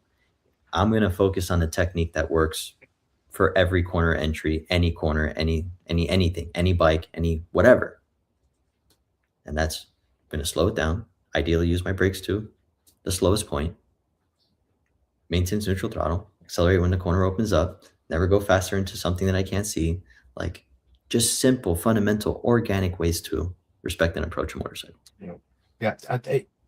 You actually said a good point too. Is that I think that there's people that stay on bikes too long that hurts them because they develop bad habits staying on a smaller bike, and then there's people that move too quickly up to a bigger bike where they need to stay on a lower machine to learn more of those fundamentals to transfer it over to the bigger powerful bike in order to progress, right? So Yeah, prove yourself, man. Prove yourself. And how do that's a you know? beautiful thing. It is 100%, but how does a rider know when that's the right time? Well, if they're riding with someone, like say for instance in Colorado, right? I live in Colorado. So I've ridden all the types of bikes at the go-kart track, you know, from the mini moto, the 65, the TTR 125, the Honda 150R, the 254 stroke, the 450 SMR. So there's all these lap times, right? And someone comes up and it's like, all right, well, these are the lap times. Can you get within 110% of this? You know, when you go on the bigger bike, you know, how much faster are you, or are you closer to that lap time? You know, in Moto America, we see this where I know there was a specific rider that was stepping up from Twins Cup to stock 1000, and he was faster on his Twins Cup bike than his 1000. And it's like, no, that shouldn't be the case. What does that tell me? You're someone that's running corner speed. You don't know what it is to respect the slowest point. You don't know what bike direction is, right? You're just corner speed, corner speed, corner speed. And that works when you're on a little bike, but that doesn't work when you're on a big bike. Mhm. Right. So it's understanding that. And how can someone figure that out is lap times are going to be good. Are they crashing or not crashing? Right. Are they smoking their tires, or are their tires going the distance? Right. Usually if you're smoking your tire, you're too much on the edge of the tire, your body position's poor. You know, there's ways to break down your riding, your lap times, and say your tires of if you're doing things right or wrong. Yeah, that makes sense. 100%. So going from, racing to coaching, congratulations, by the way, on 10 years coaching, bro. That's absolutely amazing, man. And thank Yeah, you for, especially with for Champ School. yeah, dude. And again, I said it earlier, but dude, thank you for doing what you're doing for our sport, giving back, you and all the other coaches out there. Again, if it wasn't for you, I mean, there'd be a lot of misfortune, misled people out here on the streets or on the track that had no clue of what they're doing. So going from racing, still coaching. One more coaching question I do want to say: is it easier to coach a new rider coming in versus a veteran rider? Um, honestly, it the biggest variable is the individual, right? And then from there, it's coaching, right? Is the student, there's a saying, a good student is a good teacher is a good student, right? Is the student a good student? And usually a good student is I'm gonna listen to what you're telling me, and I'm gonna apply what you're telling me, and I'm gonna respect the process. If I don't care who you are, if you're a vet or if you're new to the sport, usually practice makes permanent. It's perfect practice that makes perfect. So if you have a vet rider that practice poor technique and it's just embedded in there, that's difficult to shake and break. But I have seen change. That would be the biggest pro of dealing with a new rider is that they don't have those embedded bad habits. But what's most importantly is the mindset of the person you're working with, right? Are That they a makes good sense. student or are they a shit student? It's I like to refer to what we said earlier, right? It's you want to be proficient at shooting. What do you got to do? You got to go out there and practice shoot. It's called muscle memory, right? By you coaching is you're getting people to have that muscle memory of letting the brakes off here, roll speed here, get on the gas here, it's got to run you right out here, right? All these little steps is so when you're out there and you're gaining momentum and you get more speed and faster, when a situation arises, it's not unexpected. I'll say that, right? It's muscle memory, right? So Mhm. I don't want to just say you expect that slide, but when you're hard on the gas, standing the bike up, the rear starts sliding a little bit, you feel it, you're not spooked out, roll off the throttle. What happens when you roll off the throttle? Boom, baby. Right, You right. could high side or whatever, right? So it's having that muscle memory, going out there, putting it into practice, keeping an open mind, soaking it all in.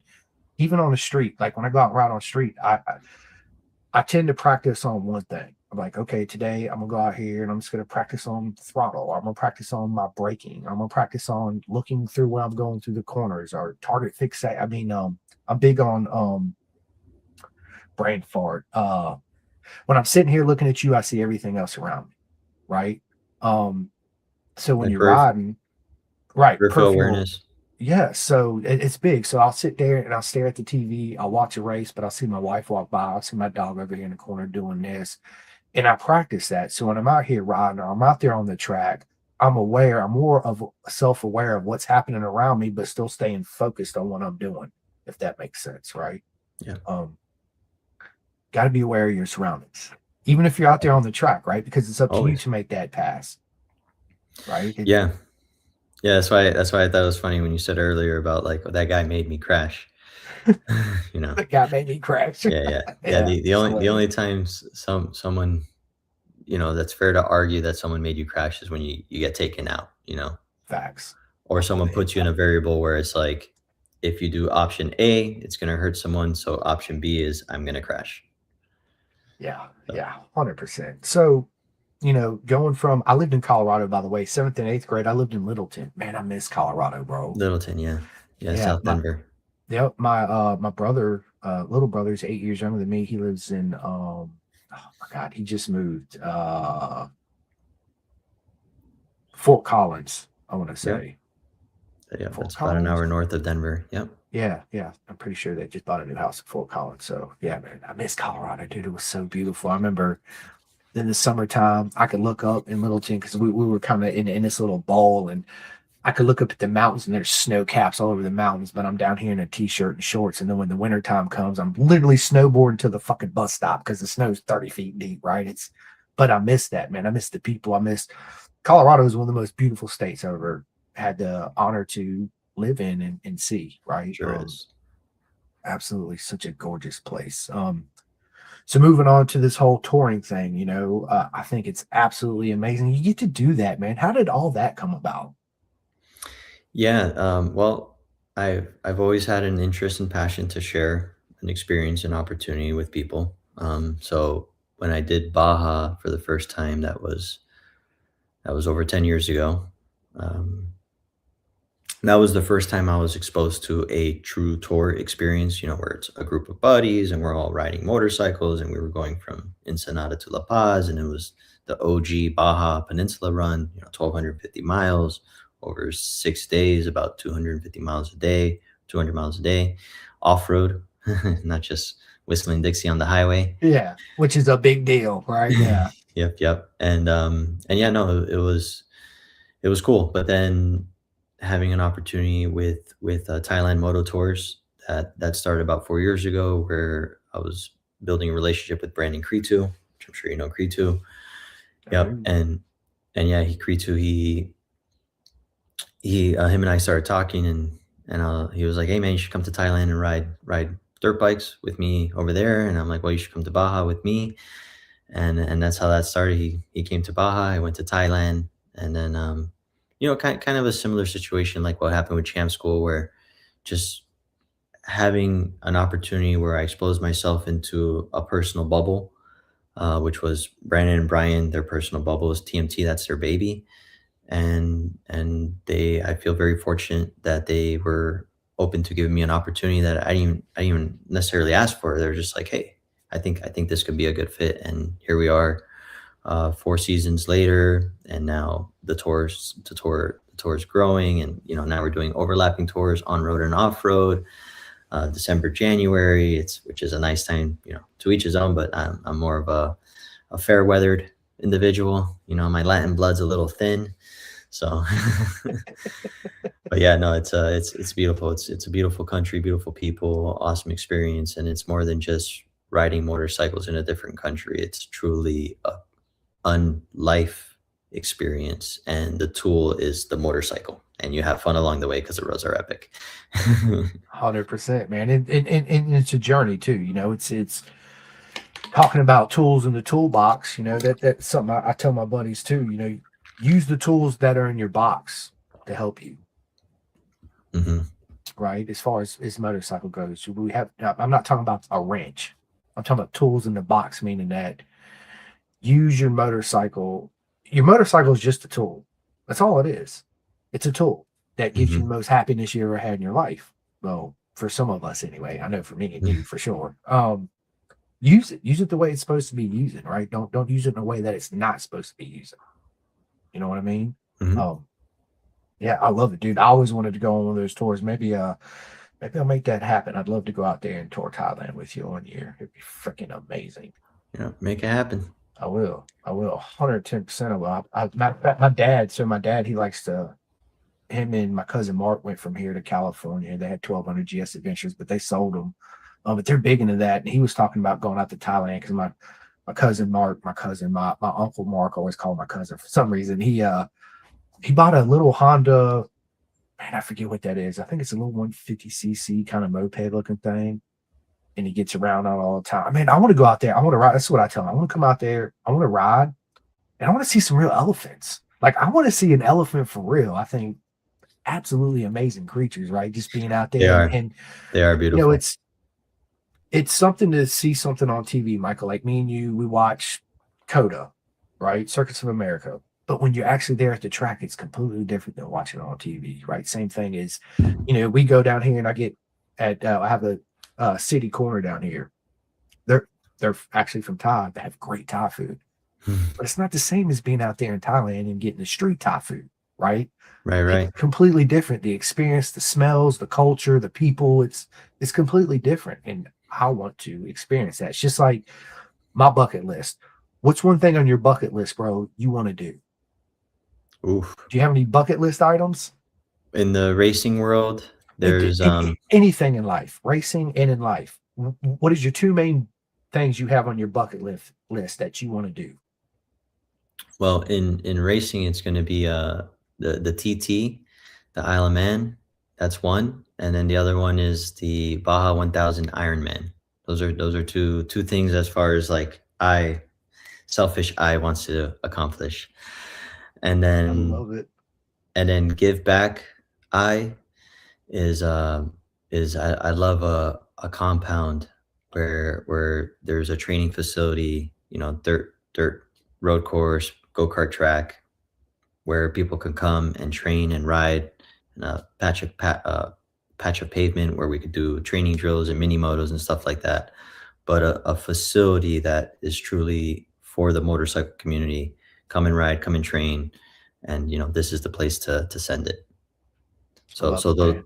yeah, those would be like the bucket list things. Like if I could achieve that compound, and I could achieve those other two accomplishments, that's winning. I'm good. Life's complete, baby. Let's Yeah, yeah, go. yeah. Right? That It's that funny is you my say that. lottery ticket. Me too. So the TT is my favorite ever since I discovered the TT back when I was in high school. Remember Duke Video? Used to buy them on Duke Video. So my best friend Jason, uh, his uncle come by and he's like, I know you're into Doug Chandler and you ever heard of the Isle of Man TT? I was like, man, I've heard of it, but I've never watched it. He's like, well, I'm bringing this Duke video over VHS where I put it in. You watch it, dude. I was fucking glued. I literally stayed up all night. I probably watched it.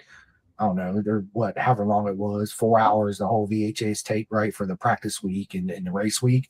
Literally, I stayed up all night. I was glued to the TV, and that's all I thought about. I was like, dude, the TT, the TT, the TT. And that's what started my love of the TT. And to me, it's on my bucket list. I'm gonna go. And it's funny because we often use the word legends as far as Valentino Rossi and Nikki Hayden and all these people. Yes, they were legends, but the true aliens of our sport, to me, my personal opinion, is every man and women that do the TT. They are just a different breed. It's a different mindset. You could take somebody from the TT that races the TT and put them on a short circuit like Coda, Road Atlanta, or whatever, and they'll be just fine. But it's very rare you take somebody from a short circuit racing and you take them out to the TT. They're like, nope, I ain't fucking doing this. You're fucking crazy. Like, no way I'm doing it. So it's a different mindset, right? To me, I see it as confined space versus an open space. What I mean by that, at the TT, you're on public roads in a confined space, literally this wide, meaning that you have one street going this way, one street going that way, walls and cars and all this shit, hedges and everything, right? So you're in a confined space. There's people that feel comfortable doing warp 9 in these confined space versus somebody, the other people in the world that don't feel safe in that confined space doing speeds. They feel safe in a wide open with ample amount of runoff room and all this stuff, right? Does that make sense? Yeah, yeah, yeah. Yeah, yeah, absolutely. So And I, that's the ratio, right? Like you said, people short circuit to TT. It's you know, it's nuts, dude. It's yeah, on my bucket list. Which, speaking of, real quick plug, TT Plus. TT is getting ready to happen at the end of this month, beginning of June. It's the most amazing race. If you guys and girls have not watched it, there's an app, TT Plus. You can get on Apple or Android. I think it's like $32. They have a series called In Between the Edges, and there's a bunch of cool series on there. Listen, people, if you have not watched the TT, download it. Spend that $32. Trust me, it's the best thing you're ever going to see in your life. It's the most beautiful thing I've ever seen, Michael. Absolutely. And you know what? I often think I'm like, especially let's say Michael's out there at the TT, you are, right? Michael's racing a super bike, a twin, and a super sport. Well, you don't have no time in between sessions. You're jumping off of one bike, jumping on another bike. So you got to fully adjust going from 140-mile-an-hour top speed on this bike to 205 miles an hour top speed on this bike. So everything's different. Your braking points, your turn ins, your roll, everything's completely different. And you got to do it on the fly. And it's like they can just process it. You watch TT videos, I watch it. I'm like, I can't even fucking watch this video because it's just like, yeah. you're like, I can't even see what the hell is going on. But they're just like, it's the most beautiful thing I've ever seen in my life. And the double-edged sword of that, people are like, oh, it's dangerous. It's this, it's that. I'm like, do you tell a skydiver that it's dangerous to jump out of a plane? Yeah. Do you tell a stunt pilot, Red Bull pilot in those little planes that are doing all this, that is dangerous? I think people always talk shit. It's not dangerous to the people that are in love doing it. Think Well, about that, right? yeah, yeah, yeah. I'm sure that again, I think it's that whole respect thing and all that stuff. But the other thing, at least with me, is not being afraid of living my life. And if you choose to live your life in that fear state, In a bubble? and that's your choice, No. right? If I choose to live my life on two wheels, doing whatever I want to do, as long as I'm not causing harm to To someone else. anybody? No. Yeah, yeah, no harm, no foul. Like No. no harm, no foul. Love Because it, man. people that can, yeah, like yeah, people can cause so much harm to others without even being on a motorcycle. And then there's people on a Facts. motorcycle that can cause harm to others because they're on a motorcycle when they shouldn't have been. And then there's there's way more dangerous things in life where, you get taken out by a drunk driver, something, cancer, like Whatever, pick whatever. Exactly. Pick the endless variables that right? can just be presented to you. So it's I like, often tell, yeah, I often tell people that in the case that something like that happens, whether it's closed circuits, open roads, whether it's TT Northwest, the Southern 100, you name it, Coda, Magello. If that unfortunate, I see it as Michael Haynow goes out there, gives it his all, and if the unfortunate happens, is it really? It is unfortunate, but Michael went out the best way you could go out, doing what you love to do instead of being, like you said, cancer in a hospital bed, can't move. Somebody's got to wipe my butt with diapers on. I don't want to do that. I'd rather go out doing what I love to do. Right. And the double edged sword of that is the family members of those that race, they've already accepted what could happen, but you're never ready when it happens, if that makes sense. Right. So when people say that road racing is dangerous and this and that, I'm like, it's not dangerous. In your mind, it's dangerous, but is it really dangerous? right.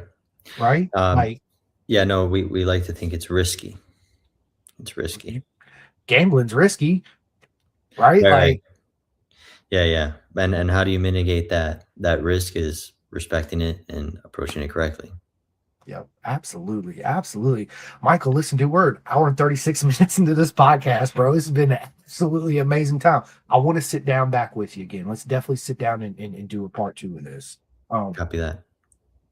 So I want to transition. I just want to ask you a couple personal questions just to get to know you. This is one of my favorite parts of the podcast. It's all my favorite, but what I mean by that is, growing up being such a fan of the sport, obviously I know Doug Chandler's history, Kenny Roberts Jr., and not all that. But what I never know is what's for dinner tonight? Tell us something we don't know about you. Like, I want to get to know these people, what they do away from the track, what really makes them tick besides the motorcycles, right? And that's how I kind of come up with this questionnaire, because it's my way of taking the fans at the same level as the legends of the sport, the superstars of the sport, right? Taking the superstar off that pedestal, making them like a normal human, because you put on your pants just like I do. You have food you like, food you hate, and all that good stuff, right? So I kind of like to put them on equal terms, if that makes sense. Hmm. So one question I have for you is, bro, tell us something we don't know about Michael Haynow. Hmm. Um, oh man, it's funny as I was thinking about some, and I'm totally spacing it. I got a fun one. Okay, this is silly. This is a very very little chip of the puzzle, but I'm a fan of eating my ice cream with a fork. I love it, dude. I love it. Ain't Yeah, nothing wrong with that.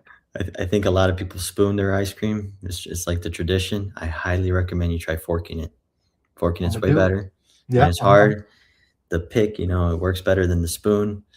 You could scrape the top of the ice cream, and then you savor it longer. It's the way to do it. Fork your ice cream. Don't spoon fork your ice cream. I'm writing that down right now. Fork your ice cream. I love it, man. I love it. it.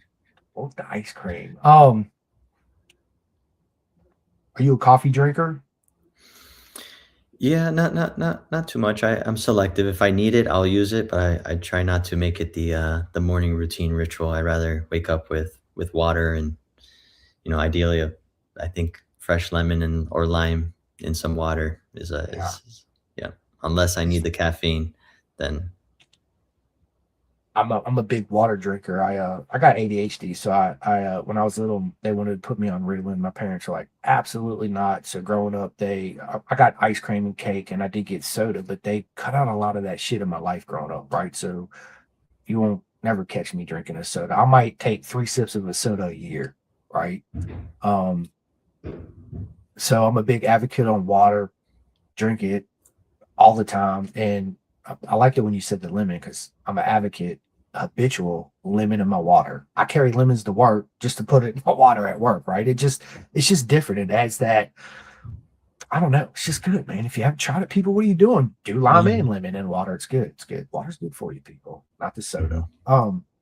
What's your dream bike, bro? If you could have any motorcycle in the world, it don't have to be a race bike, it could be a cruiser. What is your one dream bike you would love to open up your garage or your bedroom door and it'd be sitting there? And you're just like, this is it. So, little loaded question, It but is. especially for an individual like myself, I It love all is. bikes. Me too. But if it was for the track, BMW HP4 race, hands down. I've had an opportunity to ride one. That is the best bike ever. I haven't ridden a MXS Suitor 500, which is the Suitor 500 two-stroke. Bro. That would probably be a very beautiful, wonderful experience. But if it was one or the other, I would probably do the HP4 race because I know that would just be gas and go, terrorize. For the streets, oh, That's the a hard question. yeah. Yeah. Uh, Man, it depends. But if there was a very nice kind of, like, my street bike is a Husky 701 Supermoto, but I live in Colorado, so it's very playful, and I could take it on dirt roads, and just a total hooligan. But then if you want something that you can kind of eat more miles on and more long distance, definitely something a little more comfortable. If it could be a what is it? The Triumph Tigers, I think, are pretty cool adventure, bikes. The Yeah. triple. People talk shit about Harleys, but you want to go ride on a couch. The Heritage Harley is a great bike for that. So it's kind of what do you need as far as single track trail riding? Give me a two stroke for sure. As I'll take a far as KTM 300 for sure all day long.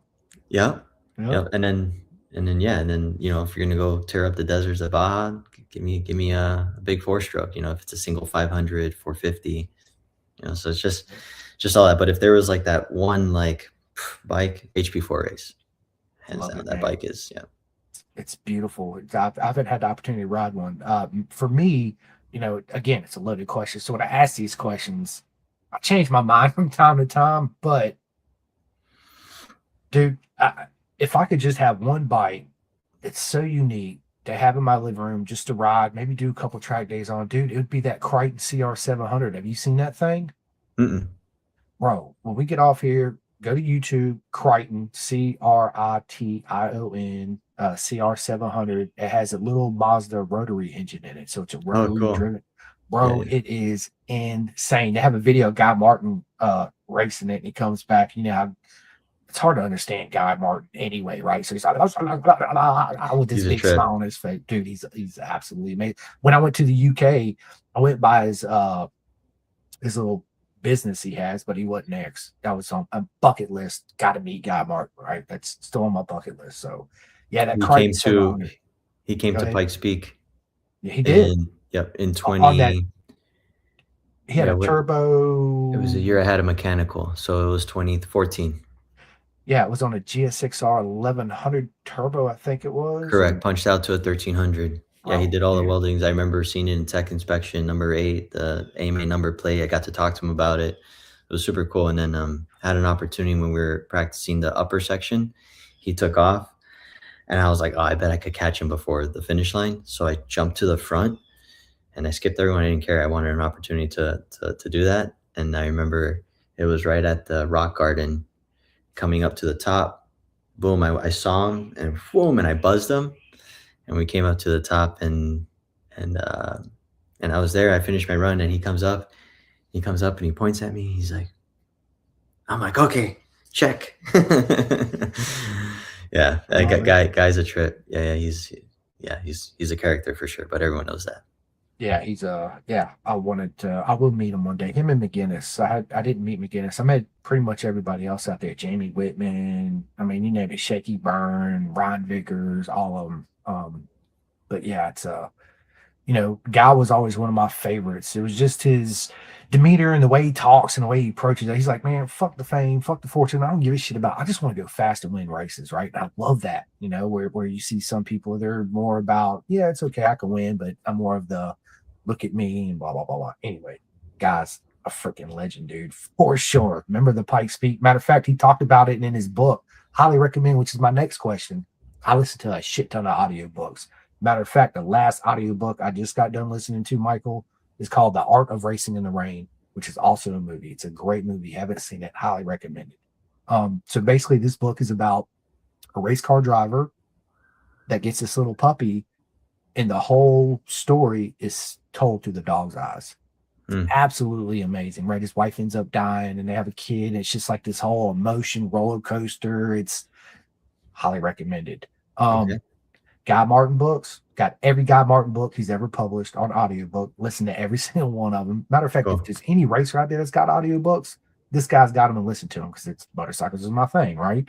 One book I do recommend, if you have not listened to it yet, I know you heard of it, John Hopkins Leathered. Bro, Yeah. you got to listen to this book. It is, when you read a book, a biography, or you listen to it, sometimes I ask myself, are they really telling the truth? Because you can say anything you want in a biography and people are going to believe it, right? Because it's just your single version. But with John Hopkins, man, he puts it all out there. His drug addiction, the alcohol addiction, smoking weed before racing, like all these things. And I was just like, holy shit, what a mega book. I recommend it to everybody. It's a book you need to listen to. But yes, the Guy Martin books are a lot of fun too, because Guy actually talks through those books, but he don't talk as fast as he normally talks. They made him slow it down a little bit so you can actually understand what the hell Guy Martin's talking about, because it's hard to understand him sometimes. Like when Neil Hodgson did that interview with him. What was he at? They were at a MotoGP race. I forget what race it was. And he asked Guy Martin something, and he's just like, "What's going on?" And Neil Hodgson was like, "Whatever the hell he just said, like, let's go, right?" Yeah, absolutely. So, do you read or listen to any audiobooks? Yeah. I'm a big fan of self books, self growth books. Um, yeah, there was one that comes to mind. Well, there's three. There's three. For sure, The Art of Happiness by the Dalai Lama. Phenomenal book. Very simple, fundamental book. The first one that really kind of helped me click with things is called The Four Agreements. Right, so that's another classic one. And then The Power Now, which that's a little bit more heavy duty in depth, but really fantastic book. But just a very simple, great book, Art of Happiness. Love it, Yeah, man. yeah. I love it. So, You learn so much listening to.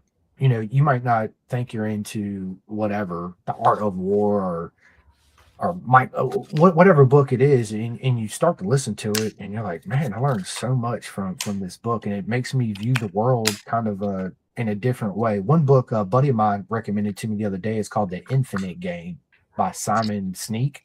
So I downloaded it. I have not started listening to it yet. And then the other book that, let's see, I have it saved, is a new book by Stuart Barker that just come out, and it's about the TT2 as well. Man, I can't remember the name of the book. So yeah, anything with two wheels and racing, this guy listens to it 110%. And podcasts too. I listen to a lot of podcasts, Joe Rogan, Danny Jones. Like, of course, I listen to motorcycle podcasts too, but I'm big into like Greek mythology, and of course, you heard me the reference with the Spartans. Like, dude, Spartans baddest motherfuckers ever walked the planet, right? So I'm big into that side of things. So I listen to books about Greek mythology and Egyptians and all that stuff too as well. So yeah, man. nice. Let me ask you this: what's your worst habit? What is Michael Haynao's worst habit? On the Just racing anything. side?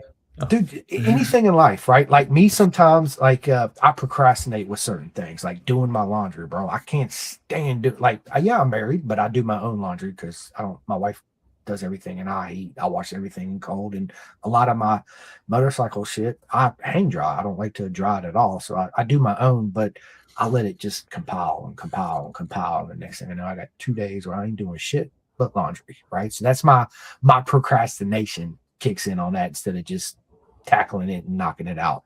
So for you, what is your one of your worst habits? I would say the squirrel mindset, you know? Ooh, squirrel. Yeah, yeah, yeah.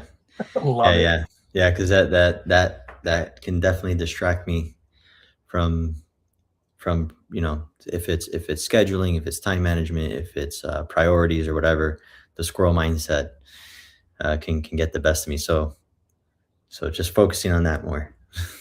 I love Don't it. just always get distracted by the shiny thing.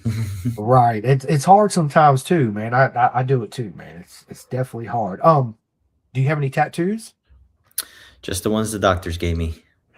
I hear you on that. You plan on getting any tattoos or Open to it, but, that's a long time. That's a serious commitment there. it is. It is. It is. Let me ask you this, dude. What are your racing goals, bro? What do you envision that you would want to accomplish on the racing side of things? I think it would be fun to do a Super Sport Moto America program. I think that would be cool. Like I mentioned, the TT, looking at a super sport program for the TT. And then, like I said, desert enduro stuff, I think would be really cool. So, doing some stuff in the US. I already have a 2015 KTM 450 XCW that I'm pipping out for desert. And then the goal would be to do the Ironman towards at the end of next year with that bike. And yeah, just kind of do some local stuff and things like that. What other stuff? Ooh, there are some bucket list tracks that would be phenomenal to do some kind of competition on.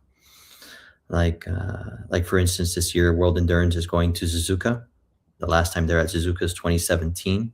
It'd be pretty epic to be part of that, which is funny because I got an email yesterday that there's a team looking for a fill-in rider, but that's a big if and finding support and the whole thing. But it's Yeah. just tickled the mind. But it's like an experience and opportunity like that, right? Being able to throw down at Suzuka, being able to go to any GP track, Phillip Island, Portugal, and not just ride it, but push on it.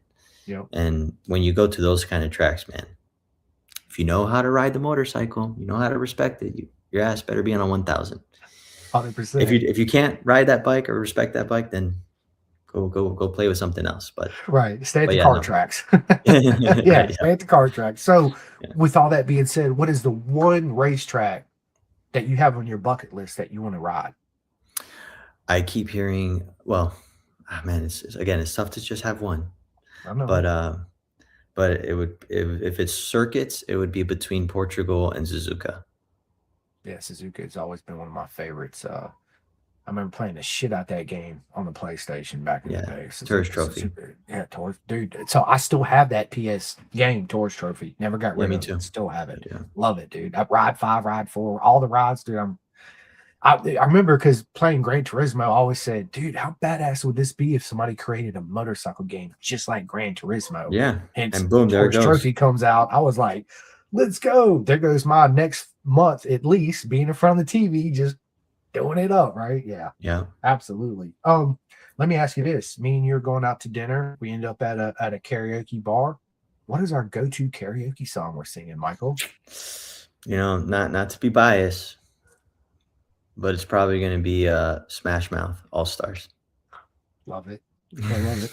I would always go back to my Sublime. I'd be like, I'd sing something Sublime for sure. Yeah, 100%. Let me ask you this. Money no object for Michael Haynow. Your racing career is over. You're doing your tour thing, but now you have an opportunity to have your own Moto America race team. What class would you race in, and who are the two current riders that you would have on your motorcycles that's on the grid right now? And what manufacturer bike would you have? Hmm. Man, that is so tough and I said closed again in. with all these tough questions, man. What? Can I just have like a spec class? Can I create a spec class of 30 of the same exact motorcycles? Yeah. Absolutely, absolutely. It's your vision and your goal, but yeah, you have your own team, your own spec bike, and what manufacturer would that be, and who are the two current riders in Moto America, and it could be from any class. You could pick one from Superbike, one from Talent Cup. It don't matter. Yeah, I think it would be fun to have a spec class. Like I love the different manufacturers and all that things like that. I just think spec racing, true spec racing, it has so much value for the sport, especially in racing. And again, we see this in Europe. If you know the name Jaden Fernandez, right? Yeah, Last year he's racing the spec 660 class, wins the championship, right? And then over here, it's like they really don't have a spec class. Like the Talent Cup was, who had the better worked bike, and there's different manufacturers, and now they have the new Kramer 350, but it's like it's still a little like super expensive. Like I feel like there should be a spec class. And then from there, then it's free game. Hey, yeah, someone kicked ass in spec, say someone a rider like SDK. He went to Red Bull Rookies Cup, a spec class. He proved himself there. Okay, now that he proved himself there, now he's done the Super Sport Championship. Now he's a BMW Superbike rider. Like you go from that point. But as far as what would I do? Money no object. I would do a spec class, and I would fill the 30 bikes, and I would do the top 10 badasses from, say, it was all the super bike badasses. And then I would take the the top 10 of super sport, the top 10 of of twins, and then do wild cards for people, anyone to try out. But I would think of laying a playground and playing field that's fun. In my personal experience, Honda 150R Mini Moto, which I love that bike. yeah, That's my mini moto of choice. Say a rider like SDK, who is a ridiculously talented, fast rider, him and I get on 150Rs, and we are literally battling, and we're about a quarter second off each other's pace in lap times, right? But then we get on a 450 Supermoto, he's about a second faster than me, and then we get on a six. The big complementing, right? The more higher the bike, the more talent matters, or what you're doing matters. And but yeah, having a spec class, I think would be great. So that's what I would do, and I'd fill it up with badasses just in the front, just for fun in the show, and then people coming up, and then give people an opportunity that maybe don't have the budgeting but have a lot of talent, and in the spec class they would have an opportunity to shine. yeah. I love it. I think that obviously, I don't like to say it. I feel like our sports on it's coming up, but it's still kind of dying in this spec that everything's so expensive. I would love to have a spec class, especially for the people coming transitioning, the moms and dads with the combined income of 100 grand or less, which is the majority of the people in the middle class, right? That can actually afford to take their son or daughter and get them into Moto America and have them race for a season or two, and then during those 2 seasons, they can finish towards the top or start winning. Then you build your resume up. Then you can go out. I don't like the word sponsorship, friendships. Then you find friendships to help you progress to that next level out of the spec class into twins or super sport or whatever path you want to go on. But yeah, I agree with you. I think we need and what I mean by that is we had the junior cup that was basically a spec class, but where I feel like we went wrong is we started allowing $20,000 400s in our Correct. class. Like, why the fuck do we need $20,000 in a 400? Why do we need a twins cup bike to be $90,000? Like, we're going back to the Formula Extreme days for the 600s, right? Like, we don't. Now we're paying to the people that have the bigger budgets, obviously, to have the better bikes and blah blah blah blah blah. Make it a spec class where all you can do is your normal, your clip-ons, your rear sets, your screwless gas cap, suspension front and rear, chain and sprockets. That's it. Keep the fucking pipe stock. Why do you need one of those anyway? In the Red Bull Rookies Cup, when Sean was in Red Bull's Rookie Cup, I asked him. I said, how tight are the spec bikes? He said, literally every bike is exactly the same, to the gearing, to the tire pressure, to everything. And that's where you get really fun racing, and Yep. and and I think it's a disservice to the sport and to the community, and to the riders that don't have the wallet. I was one of those riders. I never had the wallet. I just had the heart. And you know and it's so much fun. You talk about putting on a show. Yeah, I promise there's going to be more people with less wallet that can put on a show if you created a spec class, and there's less 100%. people with more wallet that are just making it with the wallet. Yeah. So Yeah. I mean, we went from what, a 35 rider grid in Junior Cup to a 14 rider grid in Talent Cup. yeah, yeah, Like it's yeah, not talk. I mean, I had Joe Carvan on the podcast, Kramer USA. He's an absolutely amazing human being. I mean, the bikes, dude, they're great. It's a gorgeous bike. I like that. What I do like about that idea is that now that I have a bike, this is a double-edged sword, Michael, hear me out. So now you're my hmm kid. I want to get you into Moto America. So I got and I buy this Kramer. I don't know shit about electronics. So I'm already on 3 back fleet because I have no fucking clue on how to even do the whole electronic setup and all this, right? So even though we have this awesome Kramer bike that has all these adjustabilities, which is great for um, a rider getting in there to understand what the brake and trail changes mean, what different shock linkages, what they do, putting more weight on the front and the back, lowering the weight, blah blah blah. It's good, but I also see it as a double-edged sword to where like it's too much at one time to take on, right? If that makes sense. yeah, yeah. Um, No, keep it simple, man. keep it simple. Do I Yeah, think it's it's a it's the great same bike? thing Yes. MotoGP. Keep it What's the simple. biggest argument nowadays with MotoGP? It's all about the engineer and the electronics.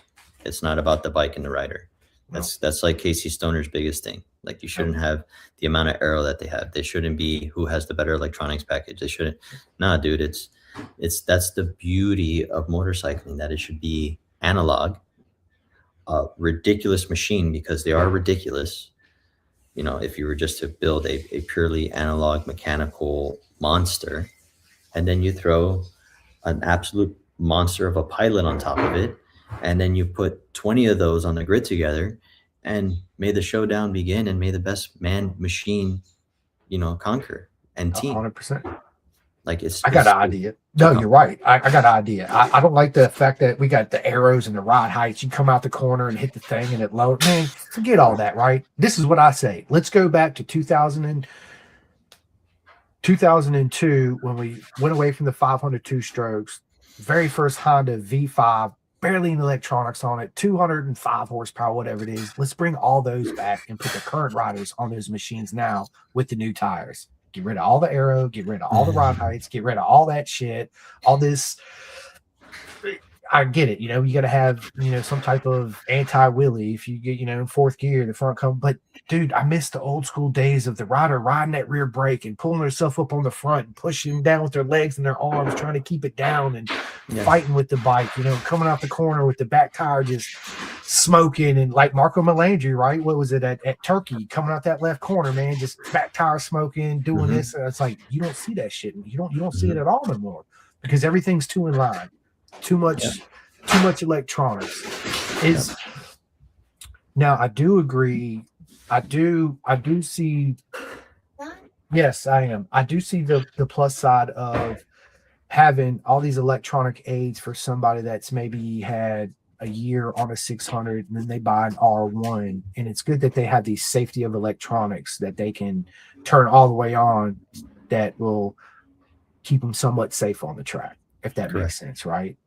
But the old school analog days where you had to blip the throttle and Yeah. match the revs and all, dude, there's something to be said in that. And I feel like with all these electronic aids coming up and the kids coming up with learning to ride the electronics versus learning to ride the analog bike, I think it takes away some of the natural fear of a rider because now you're just learning to ride the electronics, but you're still listening to what the bike says, but you're not using that skill to ride that clutch coming out the corner, ride it going into the corner into that, right? The clutch is already out. You're just doing this and the electronics doing its freaking thing. And you're hoping your data guy got it right. Cause if not, it's not going to end up too well. Right. So Correct. Yep. Yep.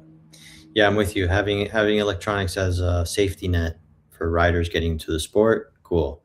But if you're trying to step into the arena as a gladiator, you don't get any of that, right? You cannot call yourself a gladiator if that's what you're relying on. Period. no. Fun fact: California Superbike School, when they went from Kawasaki's to BMW, right? They were Kawasaki School 600s.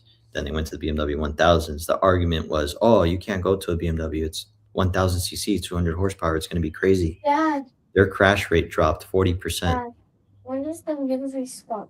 Because of all the electronic aids on that thing. Correct. 100%. I don't know, buddy. We'll look up. Well, I'm almost done. When I get done, we'll look up and see what time the movie starts. Don't you have to go to Kenny's? Yeah, as soon as I get done, I'm gonna take my truck by Kenny's, and then we'll. Then we should. Yeah, So new sunglasses. Me and my son. I kept him out of school today. With the whole intention, meaning after the podcast, we're gonna go to the movies. We're gonna spend the day together. Yep, we're gonna spend the day together. We do that from sunglasses- time to time. So it's I'm a big family man. Love to spend time with my boy. Dude, just do Other this. than 10%. So Good. Just do this. yeah, we're gonna go see. What's the name of that movie we're gonna go see? Hail Mary. Hail Mary, that new Hail space Mary. movie. Yeah, with Ryan Gosling, I think. So Yeah. Cool. Real. Yeah. Big old space movie. So Monday's my birthday. Nice. Oh, that's right. Yeah, man. Happy birthday, dude. I appreciate it, man. Monday's actually my dad's birthday too. Same day, same month, which is crazy. So we're going to a cookout at my dad's house tonight. We're having a cookout at my house tomorrow for me. And then I was supposed to go to Barber this weekend, but my truck messed up on me. So I'm gonna take it by the shop and see if my buddy can 9:25. figure it out Six. without me having to take it to the, I call them the stealerships, It right? starts at 6:05 and ends at 9:25. Because they freaking I think. cost so much money. It's weird, dude. Anyway, yeah, my truck's messed up. So unfortunately, I didn't make Barber, and if I can't get it done in time before next week, I'm not going to be able to do Summit at Adrian either, which will suck. But it is what it is, right? Yeah. I love you too, boy. Mhm. Do you have any superstitions? No, I think that complements mindset. Yeah. Yeah, what? There you go, Rossi. You happy? Oh, there you go. Look at the new glass. Yeah. I agree with No, yeah, superstitions. No, just like some That's people, why on this helmet. if shit happens, and no need to create shit. So Facts. One thing I tell people with me in particular is like, one thing that I've been teaching myself and I've been really working hard on is trying to let go of the things that I can't control and focus on the things that I can't control. Yep, that's great. So, like I mentioned, Brian Diapie's that's Brandon Cretu's partner with Thailand Moto Tours, and he has an awesome story about going from Western culture to the Thai culture and that bridge in his journey. And he was a Army Ranger jumping out of airplanes into hostile environments, like hardcore stuff. And he talks about how he knows people and buddies that have PTSD from that. And he says he has the opposite of it because his mindset is that those were the hardest days of his life. And he saw a lot of things, did a lot of things. And he knows every day that he lives away from that, he has so much gratitude.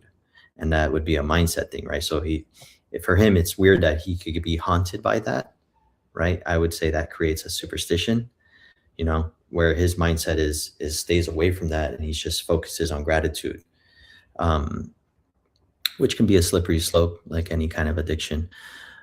But yeah, he when he talks about again Buddhist culture, one of the things is when you don't have control over a situation, there's no need to worry because you don't have control over it, right? Like if you're out in a trail ride and your tank of fuel is flashing at you, you could build all this sense of anxiety and freaking out and everything like that. But no matter how pissed off you get, no matter if you stop and pray on the gas tank, it's not going to change the fuel that's in there, right? Facts. And then on the flip side of that is when you do have control over a situation, there's also no need to worry, right? What's the best thing you can do? Well, I'm going to lower my RPMs and I'm going to try to get out of this trail and I'm going to try to go to where I think the best place is for fuel. And I'm just going to focus on the path in front of me. And that's what I have control to do. I'm not going to freak out anxiety. So it's a real nice grounding yin yang thing of, don't have control of something, no need to worry because you don't have control over it. You do have control over something, there's no need to worry because you have control over it. Yeah, it's all a mindset too, right? It's that um being okay with not being okay, right? Mhm.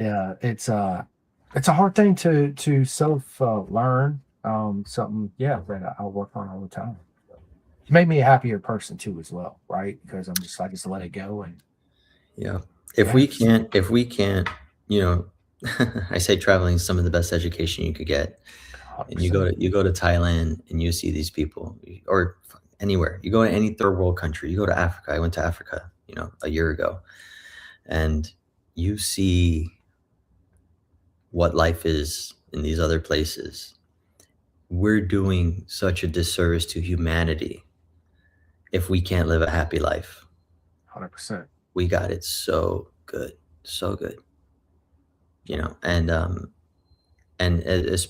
I know I keep highlighting Thailand, but Thailand is the full spectrum of where I've seen the happiest people with the least amount of things or financial wealth, but they have so much human health and wealth of just smile. Hey, what do you need? Where other places, it's fair to say that you see that, but I don't see that full spectrum like I see at Thailand. Colombia is a place where a lot of passion, a lot of life and vibrance and nature and all this other stuff. But you still see a little kind of like the chase for more, and then looking at people that have more than you of like, oh, I don't like that guy because he has more than me. Yeah. And it's like, how can I? And, I see that in other countries too, where Thailand, it's like, they're just happy to have breath, water, and family and sunshine and whatever on in their stilt home with no shoes. Yep. And they have the best food. I love Thai food. God, man, I love freaking Thai. And I love spicy food too. It's funny because when Bond first got here, she started making, Thai food. It was hot.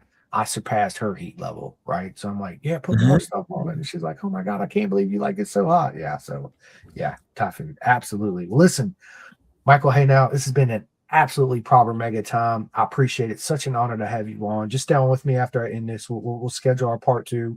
I'm gonna let you give all your shout outs, how people can find you, how they can get in touch with you so you can give them some proper coaching. Also, how they can, get in touch with you so they can go on a Thailand moto tour with you. But the first thing I want to say is thank you to everybody that watches this podcast. If it wasn't for Michael and everybody coming on here, I wouldn't be sitting here doing this. So it's because of each and every single one of you is the reason why I'm here. And I love each and every single one of you for that. I just got a new sponsorship from Kabuto Helmets. Real quick plug on them, dude. This is the only helmet. Like I got Arise, HJCs, never had a KYT, but this is the only helmet that ever put on my head. So you put helmets on, right? You feel like the top of it sits right here, but you got a gap right here, right where the liner don't fit on your head, or you'll feel it here and here, but not up here. This is the only helmet that I've ever put on my head. I feel the whole entire liner all the way around my head, even on my top. It was a weird feeling for me because I've never felt that before.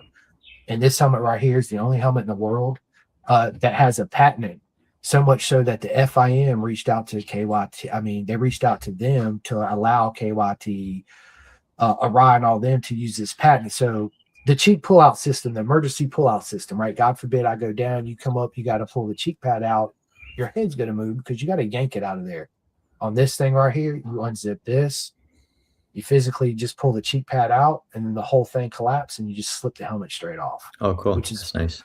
A pretty ingenious idea. So big shout out to Kubota Americas. If you have not tried one on yet, they're down there at Barber Scott. Go see Scott, go try it on, and yeah, give it a try. I promise you, you will absolutely love it. So quick plug on that. Big shout out to AGV Sports Groups, Kamani. I also do the custom leathers. Listen, it's 2026, people. You've heard me and Michael talk a lot. Do yourself a favor and get you a properly fitted leather suit. If you have a suit that don't fit you properly, man, it hinders all kinds of things. If it's too tight in the arm, guess what? You're going to get arm pump. So let's say it's tight here, but it's loose here. When you're down on that front straightaway, guess what it's going to do? Act like a parachute. Now it's choking the shit out of you while you're trying to go down this front straightaway. So the importance of having a full, proper custom suit is night and day. Michael can contest to this 110%. So do yourself a favor. It don't matter what you want to do. You want to go bison, you want to go Revit, whatever. Just do yourself a favor, get you a full custom suit. It's a game changer. Big shout out to K-Tech Suspension. Big shout out to SFL Mini GP. I'm a big advocate. Michael Carrera and them, his boy Juju races out there. No hassle, no bullshit. All you do is sign up and register. You show up. They provide the boots, the gloves, the helmets, the bikes, the whole nine, right? Whether you're 70 years old or you're 30 years old and you got a son or a daughter, you want to get them into bikes, SFL Mini GP, whether you're in South Florida or in Jersey. I got two friends that make custom undersuits in the business. And to me, they're my favorite. They're the best undersuits in the world. You're not going to go wrong by ordering from any one of them. The first one is 64 Degree Racing, my man Tate. I got two custom undersuits. And Michael, yes, there is a difference between your Under Armour and your Nike compression suit you buy at Dick's versus your full motorcycle undersuits. It is a world of a difference. 64 Degree Racing is one. The second one is Mama Aliki from venomsport.com. All my friends out there in the UK across the pond, whether you're in Thailand or Ireland or whatever, you guys and girls can go to clothingkings.co.uk and order all your Pendergast merch out there. Also got 3 people that make custom graphics in this business, right? You're not going to go wrong by ordering from any one of them. Again, like I said, whether you want your helmet wrapped, your car wrapped, your dog wrapped, your wife wrapped, whatever the case may be, right? They can wrap anything. The first one is GRG Designs. My boy Gus wrote it. You guys know who Gus Rodeo is, right? He's an absolute legend out there, but he also has a wrap business called GRG Designs, if you guys didn't know. The second one is Chris Crizel from Drip and Wet. And last but not least is my buddy Reese Brody from RED Graphics. Again, you're not going to go wrong by ordering from any one of them. Last thing I'm going to say is, listen, people, support those that support you, meaning that if you want to buy anything, keep it in the industry. Don't order that shit off of Walmart, off of Target, off of any of those. Keep it in the industry. Support those that support you, because if we go to a club event and, Pit Lane Moto's not there, or Derek Stick Boy, with Dunlops is not there, then you're hurting us, right? So keep it within the industry, people.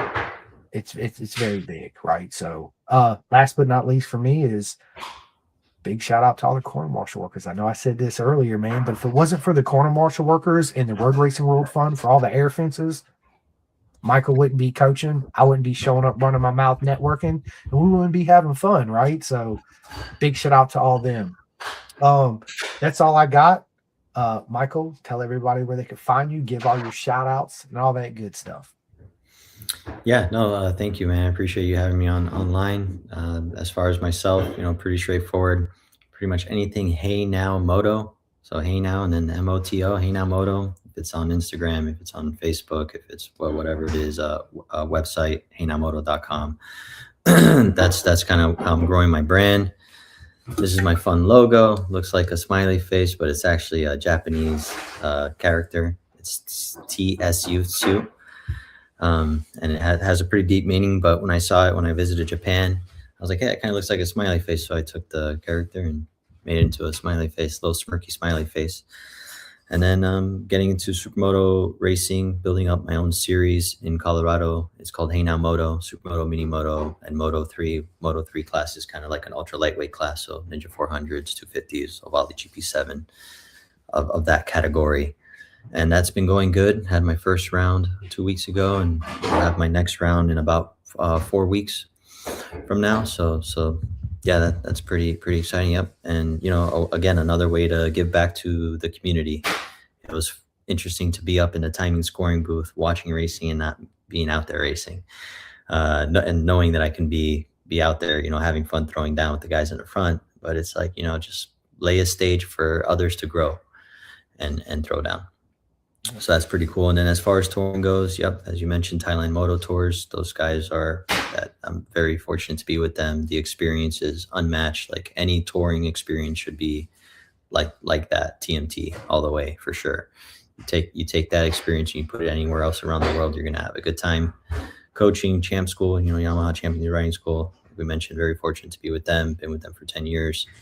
And that's been epic. I know it's kind of an expensive, prestigious course if you were to go in person, but hey, man, there's no reason why you can't spend $80 to get the online Champ U program. And if you want to give me a shout out, use HeyNow for a little discount code when you check out with your Champ U or Champ School, and that gets around back to the guys. Yep, and KYT helmets. That's what I rock. also part of the brand new Creed 2 Brian family. And, it's a legit helmet. It's pretty cool to rock an FIM approved helmet, the same helmet that Bastianini used in MotoGP. I could go put that on my street ride. So that's kind of fun. And yeah, and touring in general, also growing my own touring stuff in Colorado and seeing where it goes. But yeah, hit me up if anything. HeyNowMoto, gmail.com, whatever, man. Website. Come ride some mini moto and supermotos with me in Colorado. My series got show up and ride programs, whatever it is. So I like bikes. Dude, I love bikes, right? Me and Michael, yeah, we love bikes, baby. So do me a favor, text me your all your links, because this episode will be out later on today when I get back from the movies tonight, and I'll go ahead and I'll add all that stuff in on the podcast, because it'll be out on Spotify, iHeart, and I'll send you all the direct links. That way, when somebody watches it or they listen to it wherever, they can always go to the description and they'll have all your sublinks on there they can click on and find you and send you emails and all that good stuff. So yeah, I need to come out to Colorado and get on that supermoto, and I can show you how slow I am and what I don't know. 110%. 110%. We'll get it done. But yeah, listen, Michael Henao, it's been an absolute honor to have you on the podcast, my friend. Thank you. Really thank has. You. Appreciate it, yeah. It's been a mega time, man. And yeah, thank you for everybody for joining in, and just stay on with me for 1 second. I'm going to end this podcast, and I will see you guys and girls soon. Oh, real quick, one last question. What's your plans for the rest of the weekend? Meeting up with a buddy. I'm currently in New York right now, and a good friend, Matt Marcy, he's going to pick me up and take me for a little ride in his plane. And then off in Colorado Sunday. So I'll be in Colorado in 48 hours, getting ready for some mini moto action on Monday and some exciting stuff coming up next week. So which will be a champ school locally in Colorado, and then a concert at Red Rocks. So that'll be cool. Gonna catch up with my partner. She's flying in from England, so it'll be nice to hook up with her again. So good things. I love it. That is another one of my bucket lists. Go see a concert at Red Rocks in Colorado. 100%. Homie, make it happen. Don't you know the goal with the bucket list is to do it before you kick the bucket. So if it's on the list, I would highly recommend you knock it out at ASAP, because you never know when the bucket gets kicked. You don't, right? You don't. And on that one, that's a good way to end the podcast. Thank you guys and girls so much. I'm out. Michael's out. We'll see you guys soon. Cheers. Calling all two-wheel enthusiasts, get ready to rev up your earbuds with Pin the Gas Podcast, the ultimate motorcycle racing podcast, hosted by Chris Simcoe, one of our very own excellent leaders here in Roanoke, Virginia. With expert analysis, behind-the-scenes stories, and exclusive writer interviews, Pin the Gas Podcast delivers the adrenaline rush of the racetrack straight to your ears. Whether you're a diehard fan or a curious newcomer, you'll gain insights that will transform how you watch and understand motorcycle racing. On your favorite podcast app, join Simcoe as he takes you on a high-speed journey through the world of motorcycle racing. Pin the Gas Podcast.